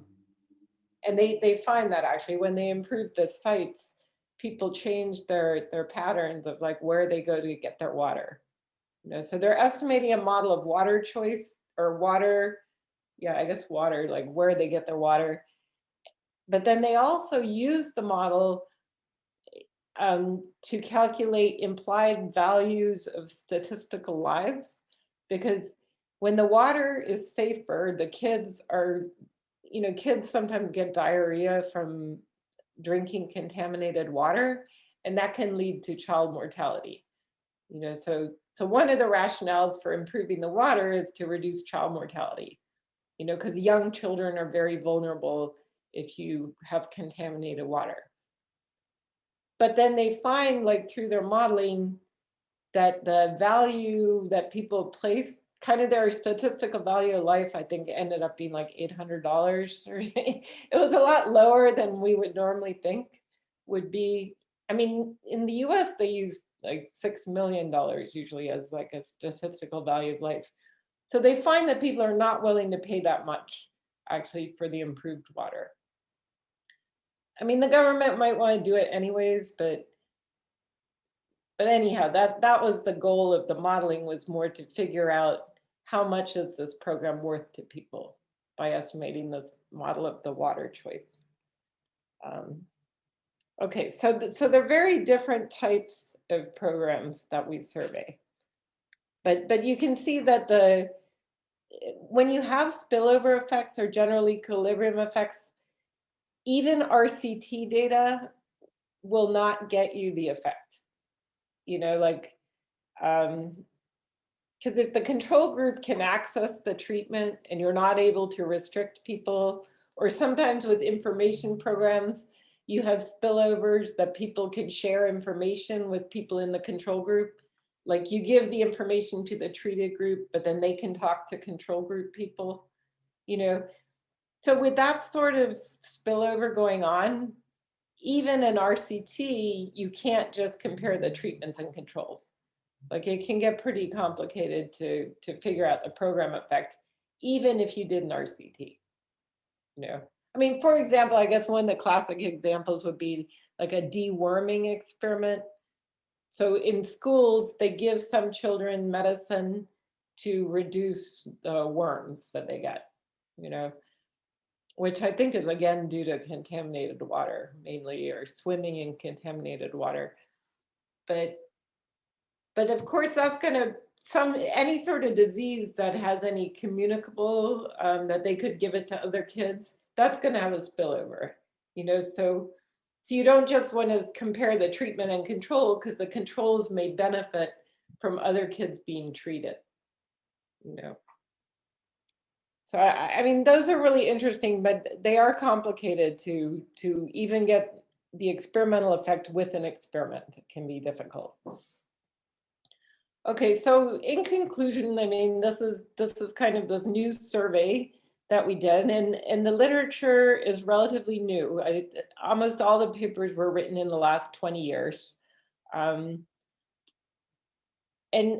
I think the previous view that kind of viewed structural estimation and reduced form estimation as rivals, you know, as they are alternative approaches, but they can work together, you know, and they're not so much rivals because they're suitable for different types of questions. Like if you only want to understand the treatment effect on the treated, maybe it's better to just do a matching approach or a regression discontinuity approach, because that's easier. You know, you don't have to make all these assumptions and spend a whole year estimating your model. You know, you can just take advantage. If there's an RD in the data, then use it, you know. So I think for some questions, you don't need a full modeling framework, you know, and a RCT sometimes is fine on its own, or RDD, you know, or an IV, that may suffice, depending on what you're interested in. But I think it is true that we often need more information than treatment on the treated, or average effective treatment on the treated, you know, because we don't just want to know the effect of one program. Ideally, we would like to be able to optimally design programs, you know. I mean, I think in reality, the government does just implement tons of programs without necessarily studying extensively. Like in the US, job training programs mostly have not been effective. Like they've spent billions of dollars on them. And a lot of times the RCT shows no benefits, or very few benefits that do not justify the cost, you know? So ideally it would be nice to be able to design the program before you implement it, and to study a variety of programs, like not just the one that was implemented.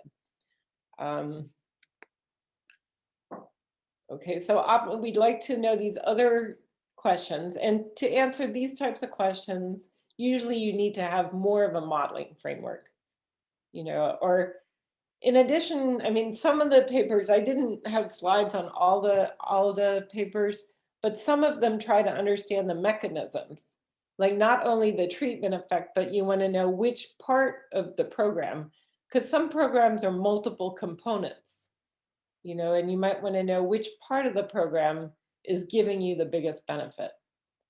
So sometimes that's the goal, you know. So I think there are a lot of questions that as economists we might be interested in, and that policymakers might be interested in, and that these modeling tools are very powerful for analyzing these different types of questions. So I think an empirical work, instead of just saying, well, this you know method is better than this other method, they're kind of different methods to answer different types of questions. That's how I view it.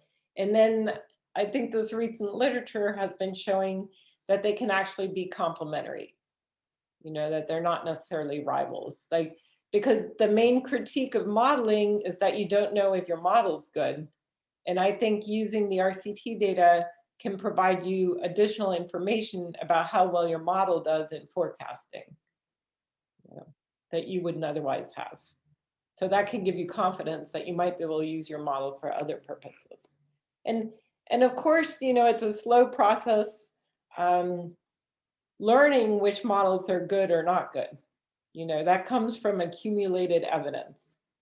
So even if you have papers that show this model does not work, like that's valuable, because then you know, well, there's something wrong with that model. It's not capturing something. Okay. All right. So I think that's the last slide. Oh, no, I guess I had one more slide, but well, I encourage you if you have time, like to take a look, because there were many interesting papers. I actually had fun working on this paper because since it's a survey, I got to read a lot of other interesting papers, and there are a lot of creative ways that people are combining RCT data with modeling.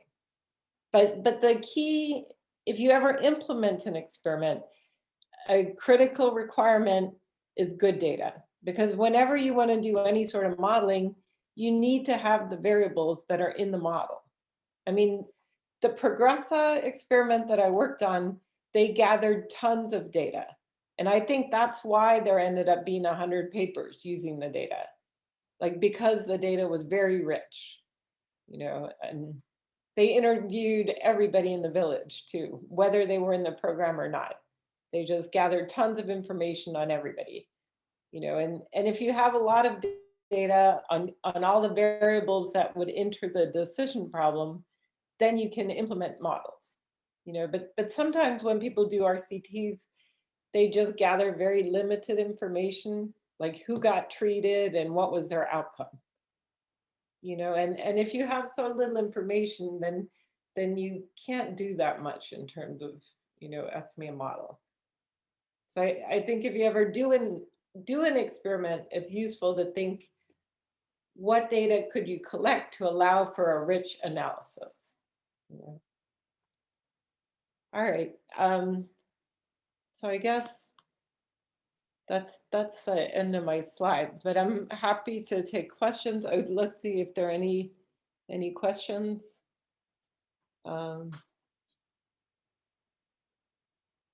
So which is this opportunity insights I see in the chat?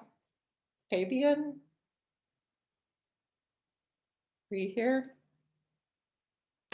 Yes. So what were you sending the link? Is this another paper?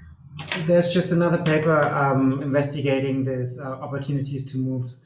I think they have another design on the treatment so that the treatment is taken up better or more sustainably, so that people stay in the neighborhood for longer. And also I think they are looking on education outcomes. So I think it's a worthy read when touching the literature. So that's because I think there was another paper posted on that discussion before that, and well, I just wanted to contribute to this discussion. Okay, all right, thank you. Yeah, I'm gonna make a copy of the link here. Okay, and what is? Oh, okay, so two papers. Yeah, I haven't kept up with the most recent. This moving to opportunity. There are also a lot of papers on this program. But they also collected very rich data, so that's why, you know, you're able to estimate these models. Okay, well, I look forward then to meeting some of you when we have the I guess they call it the poster sessions, right, where you give brief presentations of your work. So I'll be there for that. Thank you for your presentation today. It was really interesting. Okay, all right, good. I'm glad. Yeah. All right, thank you. See you tomorrow. Thank you. Bye. Okay.